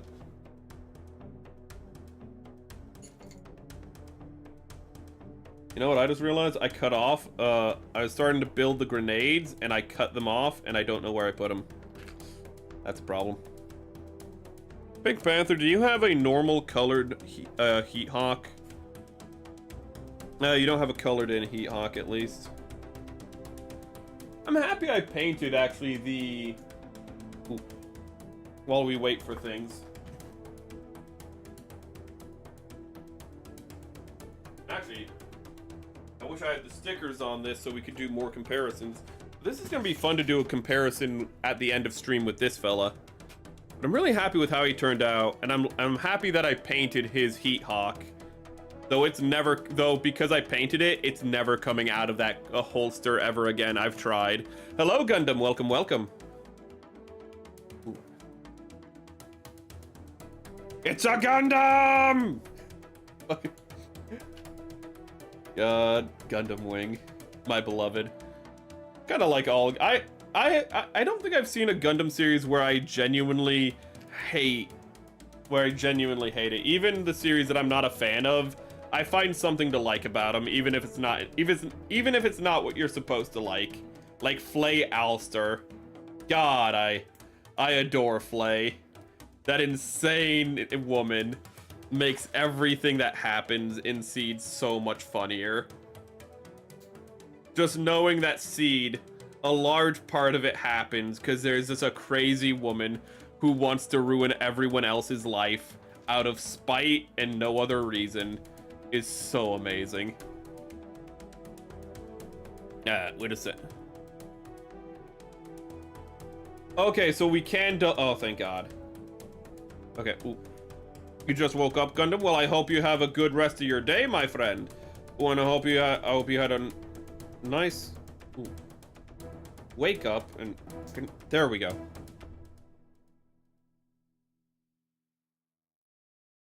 Yeah, I mean, it's kind of always active. Shin Matsunagi is always ready to go. Don't worry about it. Don't think too much about it. He's just always ready to go.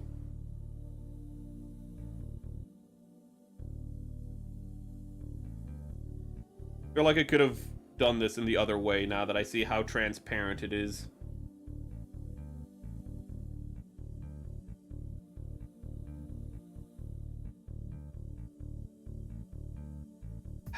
This is going to kill my OCD, isn't it?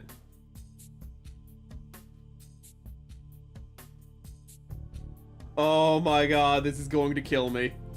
This is going to be hell. This is, oh God. Now I just can't let it move even a micrometer. It moved a micrometer. Oh my God.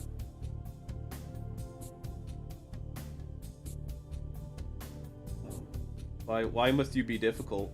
Why can't you just stay in place? Did I put it on upside down? I might have. I don't know if that's an option, but if it is, I can tell you I did it. This is, you know what, chat? I could put on the other one. I'm gonna wait a day for the adhesive to set on this, then I'm going to put on the other layer. So I'm not gonna do that on stream because holy crap. I am actually medically diagnosed as OCD.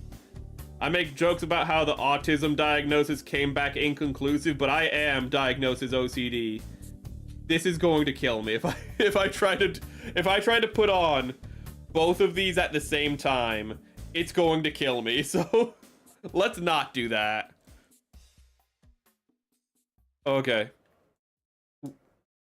BRB from Sai. I hope you do whatever you need to do gets done well. Oh. Ah! The horror!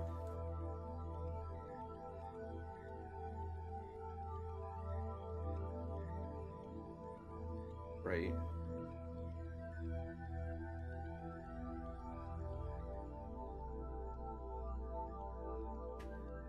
One minute. A decal just came off. And I'm gonna try to put it back on. I don't know if this is gonna work.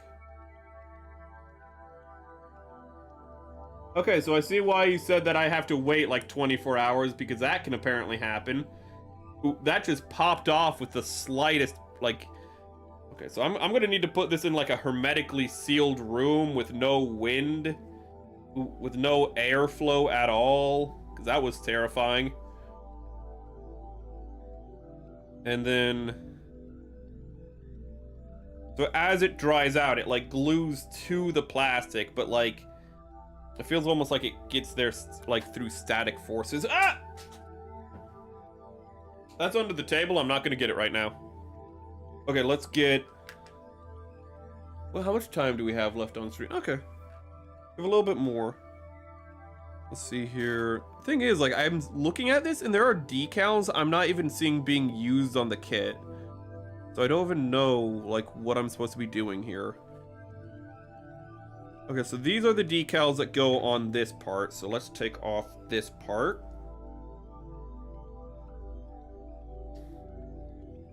Why are you so difficult?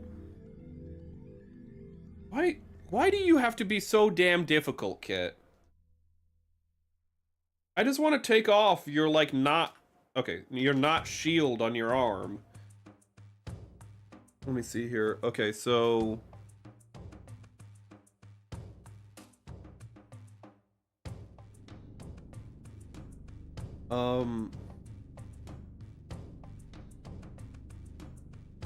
Okay, let's...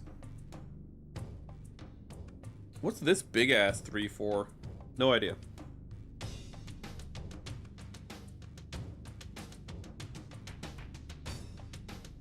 What's humidity going to be like tomorrow? Don't read it out on stream, Merrick, because that can dox you.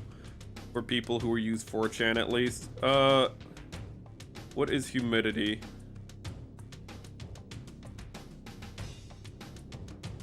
God, I hate how they changed the weather app. I can't find anything.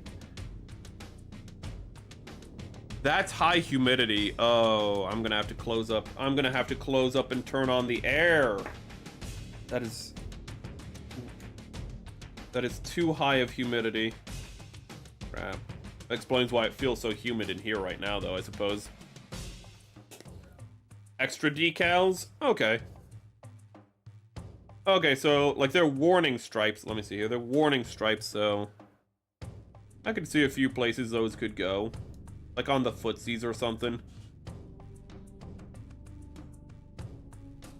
I don't know if these are also extra decals. Ooh, these ones go for the art, go for this. But I don't know about these ones. I'm looking at it, and I could only see those going on the legs, but I don't know if that's where they're supposed to go.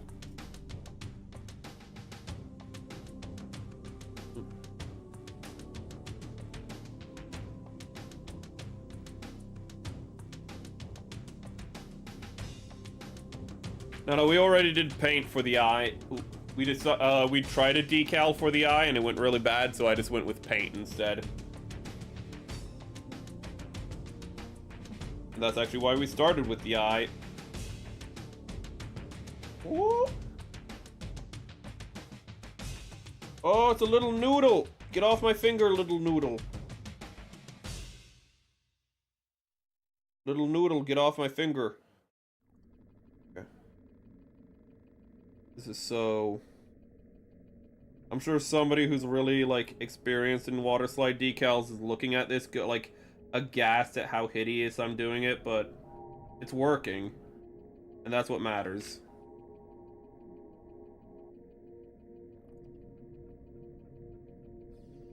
I say it's working. It might not work anymore. Ooh, okay. Then this one curves in. Okay. I'm gonna need to get a new Q-tip because I don't know which Q-tip I was using that I dipped in water.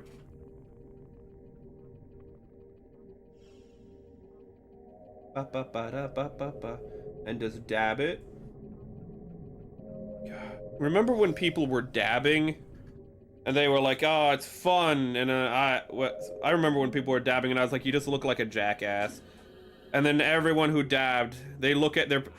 my best friend dabbed at his college graduation, and I literally looked at him when I saw that picture, and I was like, you know, in 5 years, you're gonna look at that and go like, God, I was so stupid for doing that.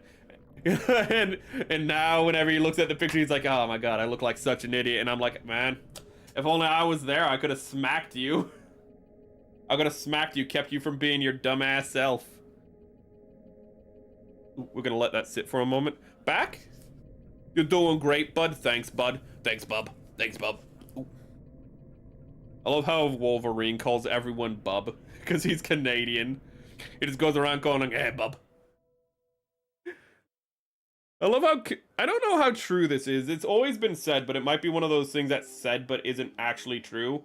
But I love how, like, the literal thing for, like, Wolverine's creation is the writer just wanted a Canadian. He just wanted a short, angry Canadian character. And so they made I don't know who, it wasn't the writer, but the publisher or someone was just like, make a short, angry Canadian character for some reason. And so they did. And so they made Wolverine, and everyone was like, I like this guy. I like this dude. He's full of piss and vinegar.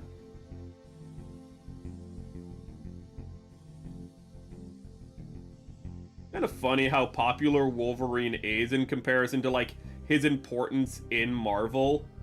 Because, like, Wolverine is just, like, he's just a mutant with, like, regen powers, and he does do important stuff, but, like, he's no Jean Grey, he's no Professor X or anything like that. He's just a dude, effectively, compared to everyone else. But he's a really cool dude. Like, blades come out of his wrists. And he's always angry all the time, and he's always drinking, but he doesn't actually get drunk unless he drinks, like, a lot of alcohol, which is why which is why he's always drinking, because his regen factor just makes it so that he can just process the alcohol at like a rapid rate. So like he could just be like going through beers like it's Oktoberfest, and he'll just have a slight buzz most of the time, because he's just pounding them back, and his body's just like, don't worry, we can process this like this yeast and whatnot really efficiently. And it's like, damn it, I don't want you to. I want to be drunk. I want to forget all my pain. I'm like 300 years old, and every year of it has been god awful. I don't even remember most of my life anymore. I just know it was bad. Goes for another drink. It's kind of a sad character. Oh my god, also there's the time when Magneto just went like, you know what, Wolverine, I don't like you. And he just ripped out all of the adamantium from his skeleton, which, like, I know Wolverine has a healing factor, but surely that had to kill him. But no, Wolverine was just like, no, it didn't kill me. And in fact, it made me more powerful because I no longer have to carry around 500 pounds wherever I go, so I can be quicker and stronger. But also it made it so that his healing factor went out of control because it no longer had to compensate for the adamantium. And so he just started becoming like a monster. Feral Wolverine. Oh my god. Hugh Jackman is kind of funny. Hugh Jackman is like 6'3" or 6'4" or something. He's a tall boy. Wolverine is supposed to be like 5 foot, like, he's supposed to be like 5'4" or something. And in the first, if you watch the first X-Men movie, you'll notice Hugh Jackman is always shot in ways to make him look short. Like, again, this is like a 6'2" guy at least, and they're like making him look shorter than everyone else the best they can. Because again, in the comics, he's a short king. But then in the sequel, they just go like, yeah, we're not doing that again. We're not gonna shoot Hugh Jackman. Again, guy who's like 6'3" as a guy who's a full foot shorter. That's just stupid. It's a pain in the ass. Wolverine's now a giant. Ooh, Hugh Jackman though did do a great job as Wolverine overall. I only drink on days that end in Y.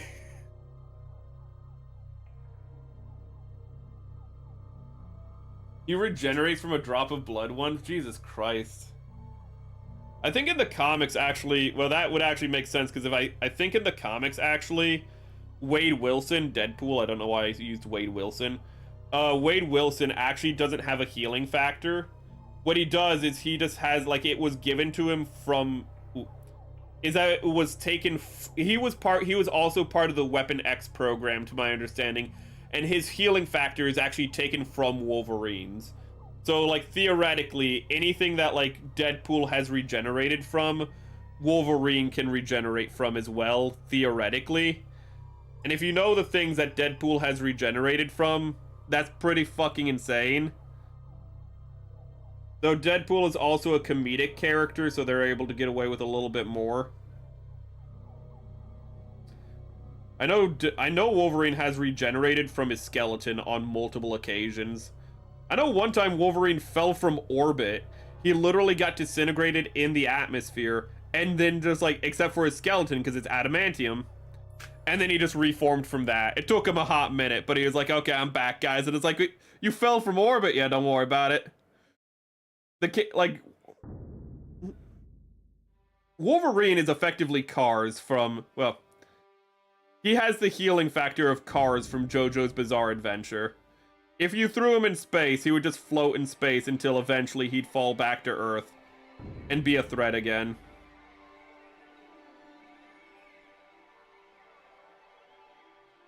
No, don't do that. Oh my god, my OCD is killing me.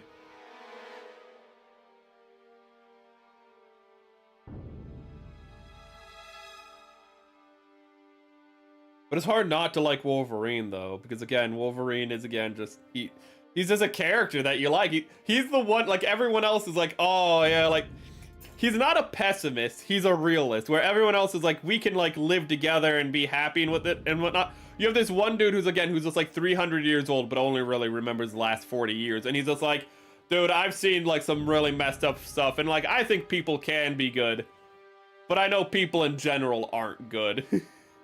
And it was like, man, I feel that shit.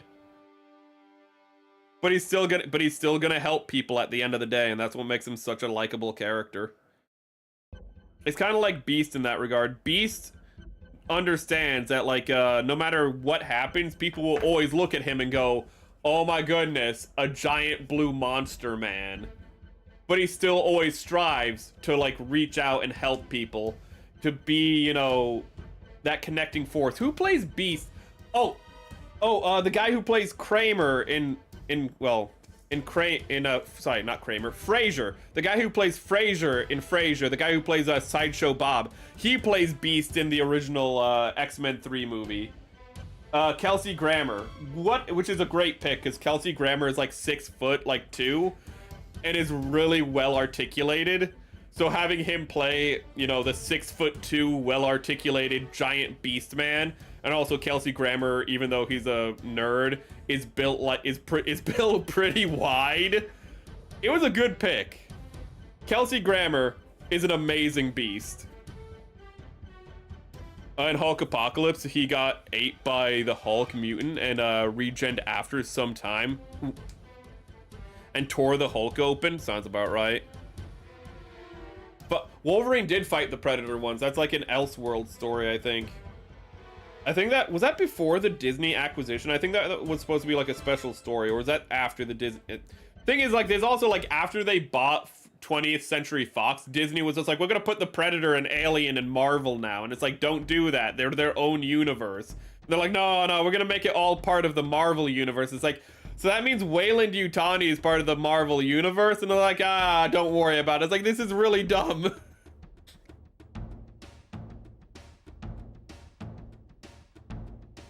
You think the Hulk Jesus Christ. Ooh. I'm sorry, I'm just like, he got eaten by the Hulk twice. I know you said a Hulk mutant, so it probably wasn't like the Hulk this other time, but it's still just like, wait, just don't get eaten by the Hulk. How hard could that be? The Hulk doesn't make a habit of eating people in general. Why is he eating you, Wade Wilson? I also like how Deadpool's name is a play on Slade, because if you don't know who Slade is, that's Deathstroke, and Slade is the character who Deadpool is kind of making fun of, because Slade is like this uber serious, super cool character who's like the villain for the Teen Titans, and because, you know, the Teen Titans is for teenagers, they had to have the hardest core, you know, villain. So like Slade is literally called Deathstroke in the comics. And Marvel was like, that's so try-hard. We're gonna make a character named Deadpool, and he's just gonna be a silly guy with a brain disorder. Ooh. And we're gonna name him Wade.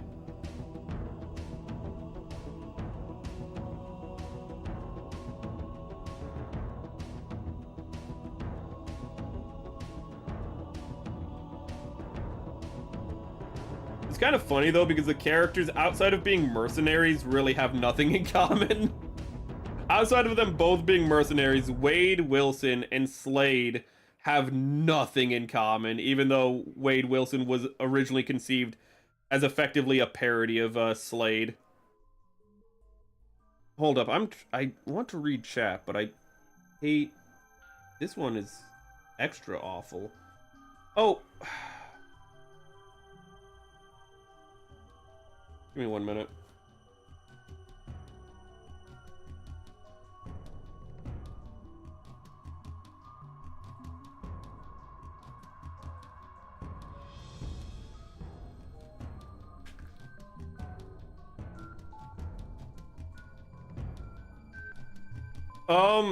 Yeah, he was born in the 1800s, you're right. I couldn't remember if it was late 1700s or 1800s, but I think you're right. Ooh. It doesn't help though that like a lot of X-Men stories take place in the not too distant future. But like, he could technically be 300 in those stories. Timelines in comics are even weirder than timelines in Gundam. Okay. That's gonna have to be set aside and just dry out for the next 24 hours.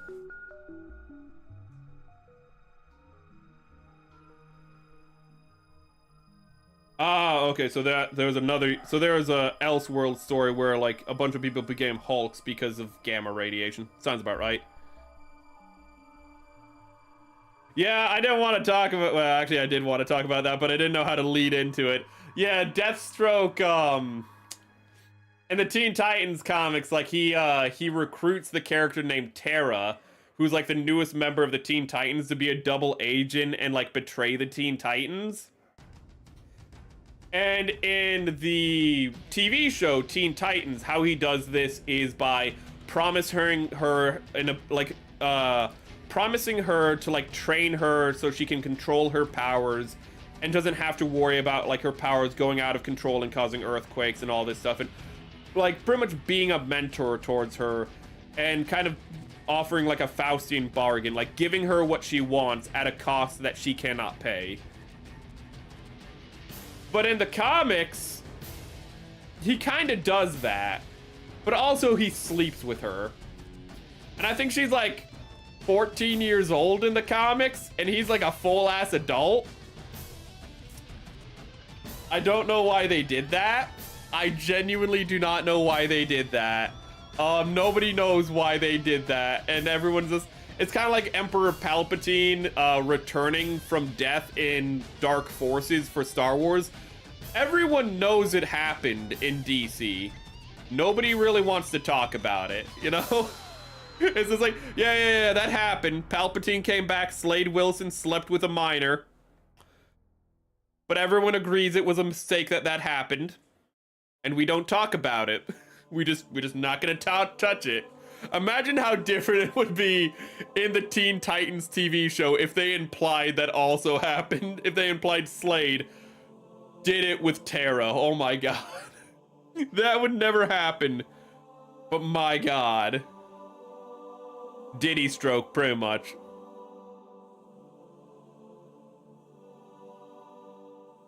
In the show, he's so good, and I love the fact they can't call him Deathstroke because it's a cartoon show, so they just call him Slade, and it actually makes him cooler, because Deathstroke is so try-hard. It's such a try-hard name. It's like, I'm Deathstroke. I'm the deadliest assassin to ever live. Meanwhile, it's just like, I'm Slade. I have no time for pretense. I'm not, you know, like, I'm not Sportsmaster. I'm not Killzone. I'm not, you know, like, oh, this other guy with a silly name. I'm just Slade. I am just Slade. Like, and it says like, and who is Slade? We don't know. He has no records. It says like, the man uses his real name and we still don't know who he is. That's intimidating, man. That is hardcore. That actually makes the character so much cooler, in my opinion, at least. And in the show, the voice actor does a great job. Like, the fact that he gets the better of the Teen Titans on repeated occasions, the fact that even after he dies, he puts a nanomachine mind virus into his armor so that the dust from his corpse causes Robin to get like schizophrenic and go insane. Like, this dude was like, in case I die, I want to make sure Robin goes crazy and has to like end his own life. You know, I just want to like, I am planning for contingencies like Batman.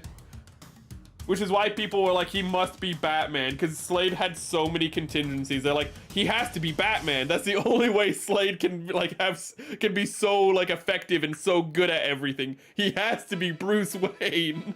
It's like, no, he's Slade. His name is literally Slade. It's legal in the comics. He just went to Alabama. The age of consent is 16. Don't worry about that. He went to Germany. You know, the age of consent, they lowered it to 14. Don't worry about it, chat. The cartoon did suggest it. I haven't seen the cartoon in a while. I have to rewatch it. I need to rewatch it and be like, oh my god.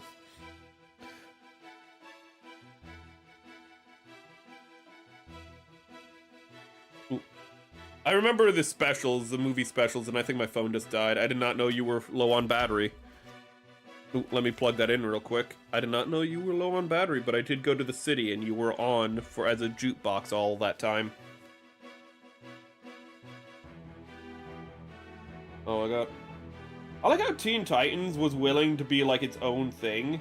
like to stand on its own. They didn't really feel it necessary to bring in like Superman or Batman, because it would have been so easy to have like a Superman or Batman cameo.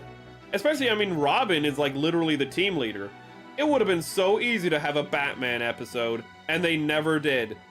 They never resorted to the Justice League, and I think that's like one of the greatest strengths of the show, is it had confidence in its premise. It didn't go, oh, we need to bring in other superheroes. We need to bring in, you know, the big guys, you know, because nobody's gonna take our, you know, show about superhero kids seriously. Nah. They took their premise seriously, and it worked out wonderfully for them. Ooh. That's what makes Teen Titans so like they were confident in their premise, and it paid off. Oh god. Hold up. I want to rewatch Teen Titans, but as we've already established, I need to watch like 20 other things. As we established with every one of these streams, I need to watch a lot of things. Chat, I still haven't watched the second half of Hamilton. I thought I had time, and I was wrong. I still need to watch the second half of Hamilton, man.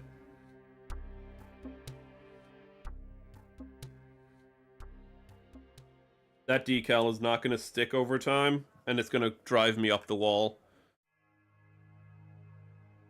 Bloodhaven is in Alabama. Bloodhaven, I love how Bloodhaven is spelled. It's not Bloodhaven, it's Bloodhaven. But it's spelled B-L-U with like the 2 dots over the U-D and then Haven. And it's just like, well, like, because they were like, oh, it'd be silly if like they named it actually Bloodhaven. That'd be too on the nose. Just use a U with the 2 eyes over, like with the 2 dots over top to make it go ooh. Make it just German, and it's like, what does that mean? It's not a real word. It's just Bloodhaven. Man, I would never move to a place called Bloodhaven. Gotta be tripping to fucking be living in a place called Bloodhaven.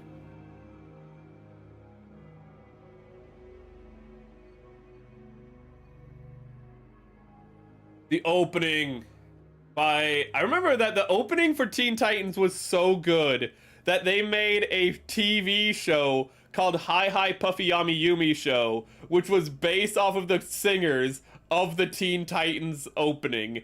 That's how good the opening was, that it got a spin-off of the people who sung it. And I don't think I've ever seen that before. An opening being so good that it makes its own TV show. And that's insane to think about. Hi, hi, Puffy Yami Yumi Show.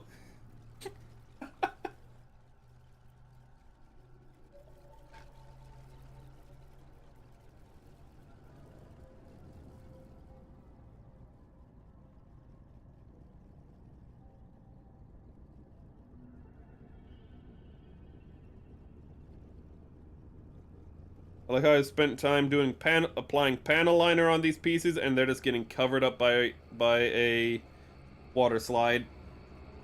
Like a metaphor, but I'm too lazy to think of a joke for it. Can we? I do like that. Wait, you mentioned how Slade was like supportive of her bad decisions. I do like how that's like 90% of how Slade like tricked, like how Slade groomed her. He's just like, yeah, be a bad person like me. Turned out great for me. And she's like, oh, should I be a bad? It's kind of like a Anakin situation. It's like, I don't know, should I be a bad person? And you just have Palpatine that's like, yeah, being bad is really cool. In fact, it's the good thing. Being bad is good. Be bad. And he's like, I don't know. Listen, I support your bad decisions, Anakin, said Palpatine. And Anakin was like, okay.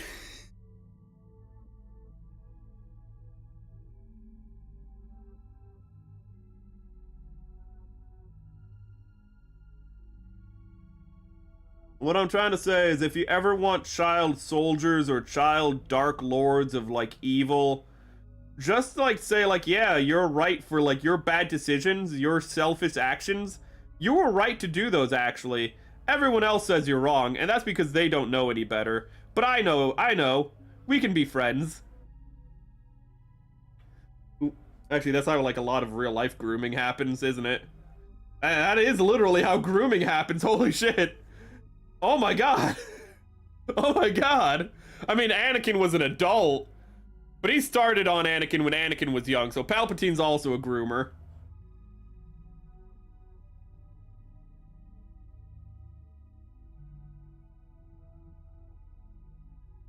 Come on, I just want to apply this and then we can be done. Can you, like, stick on without overcasting yourself? No? I guess not.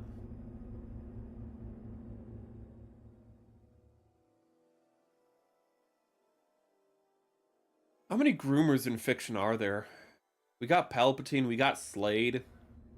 We can probably find more, but we probably shouldn't look for more. We should probably not.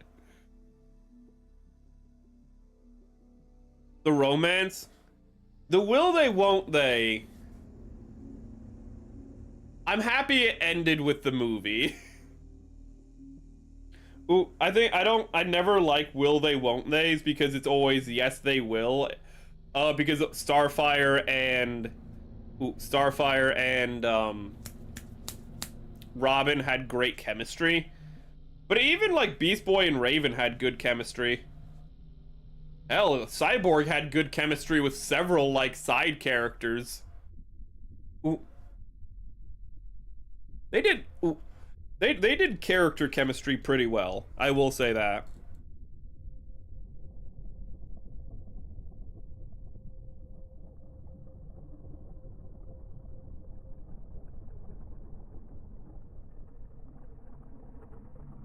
Oh my god. I forget what it is, but I like how Robin's hair, even though it looks super messy, is like that on purpose. Because there's several parts in the show where Robin's hair gets messed up, and he just, like, he fixes his hair. Like, Robin's hair being like that is, it's just like, it's his choice. It's not, he doesn't have bedhead. He's like, no, this is my hairstyle. And he, like, whenever his hair gets messed up, one of the first things Robin does is he does something to fix his hair and get it messy again. Whenever it gets clean or whenever it gets too wet, one of the first things he does is he goes, I need to fix my hair. It's such a nice little character moment.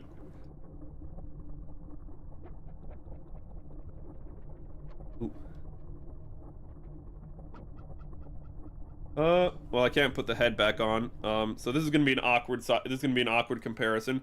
But I feel like it'd be nice to compare these two kits, and what I want to compare is the shoulders here. And you can see, hopefully, how the sticker isn't really the best here. Didn't lay on too well. But the water slides look really nice. And there's supposed to be more stickers. Sadly, I can't do a comparison with. But we can compare this. And I feel like... Well, actually, these are good stickers in general. But I'm really excited about getting this kit done and having them side by side. I hope I can find the stickers for this guy and finish them off. But also, I want to see if I can show you how his eye, hopefully you can see his eye is a little shiny. And that's what I'm hoping to replicate with this. That's why I like to use paint. Why I like to use gloss paint, because it gets that nice shiny effect for the eye. Yeah, we built this with Ada. I really, really like this kit. It's actually up with my Nightingale kit. I really, really like this kit. It's really cool. It's really nice. It looks great on a stand, so it just is right. It's on... I have a Nightingale, and on one side I have the Gundam, the Origin Zaku, I have the Char Zaku too, and on the other side I have him just floating there. But comparing these two, you can definitely see how there's more detail. I mean, just look at the thighs, for God's sake. Even with this guy, his big selling point is all the detail in his legs. You can still see there's a lot of detail going on with this guy's legs. Sadly, his head is still in the process of being made. But this kit is going to be really fun, and I can't wait to pose it. Sadly, I want to get better at posting pictures of my kits when they're done, but sadly this one is going to have to wait until tomorrow for the paint to dry on the eye. Ooh. But I think with that, I'm going to sign off because we are actually 9 minutes over when I wanted to stop. I kind of lost myself in the sauce, but I'm gonna look for. But don't worry, chat. I'm gonna look for a place to send you guys off to. So if you'll humor me for a minute and just wait.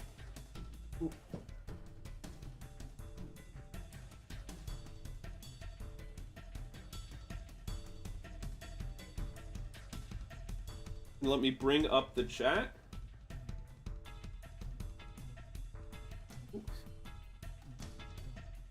Your first crush is a Digimon? Angewomon. I love the fact that she's called Angewomon. Or is it Renamon? Are you a good Catholic boy, or are you a sinful furry? Ooh. Oh, Raven was... I liked Raven more than Starfire. I mean, Starfire had, like, the better personality, by which I mean more approachable, but, like... Raven is literally a magical goth girl who who can end the world at any moment if she ever gets too emotional. Oh my god. She's just like a real woman. For real, for real. Zaku's our golden. Let me find a place to send you beautiful, beautiful people off.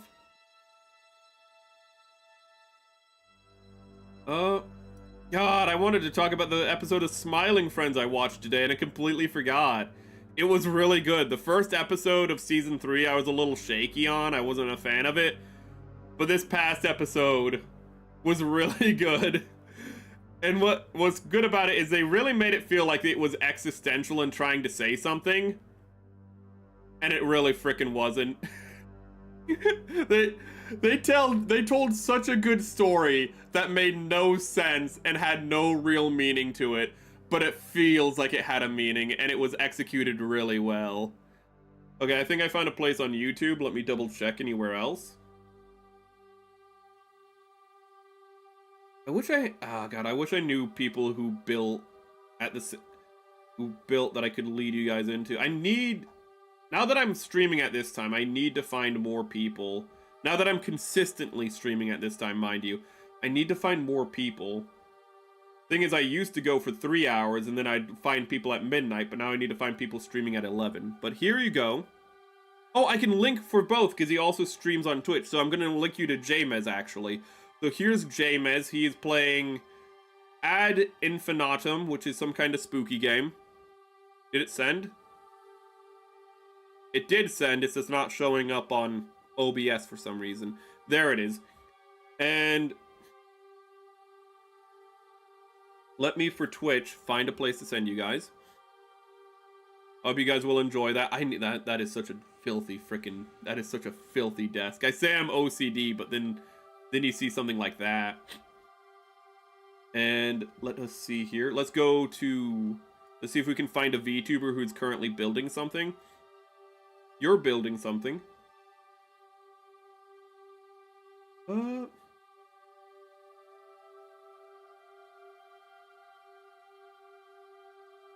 He's building the aerial. I'm gonna just send you because oh, son of a bitch! Jameis is ending stream actually. Well, I'm sorry YouTube for that. Here, I'm gonna send you here on Twitch for...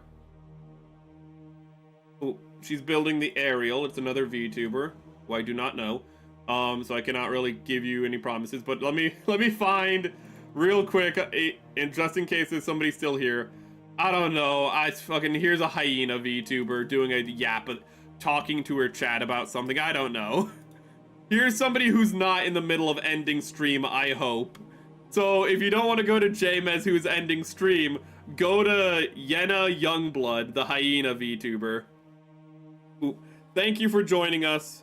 Thank you, whether you're new or old, whether you chatted or lurked, you're loved and appreciated. I hope you liked the stream as much as I like doing it. But in the meantime, we'll be back tomorrow, hopefully, with a gorilla stream. And in case we're not, we'll be continuing, we will, certainly on Wednesday, be continuing the Psycho Gundam Mark II in all of its giant glory. But in the meantime, I want you guys to have a great day, a wonderful life, and remember to not lose your heads. This is Merrick Vesper signing off from me to you.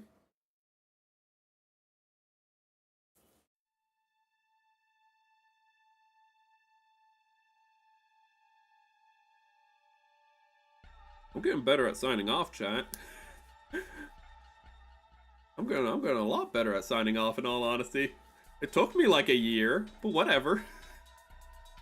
Have a good night.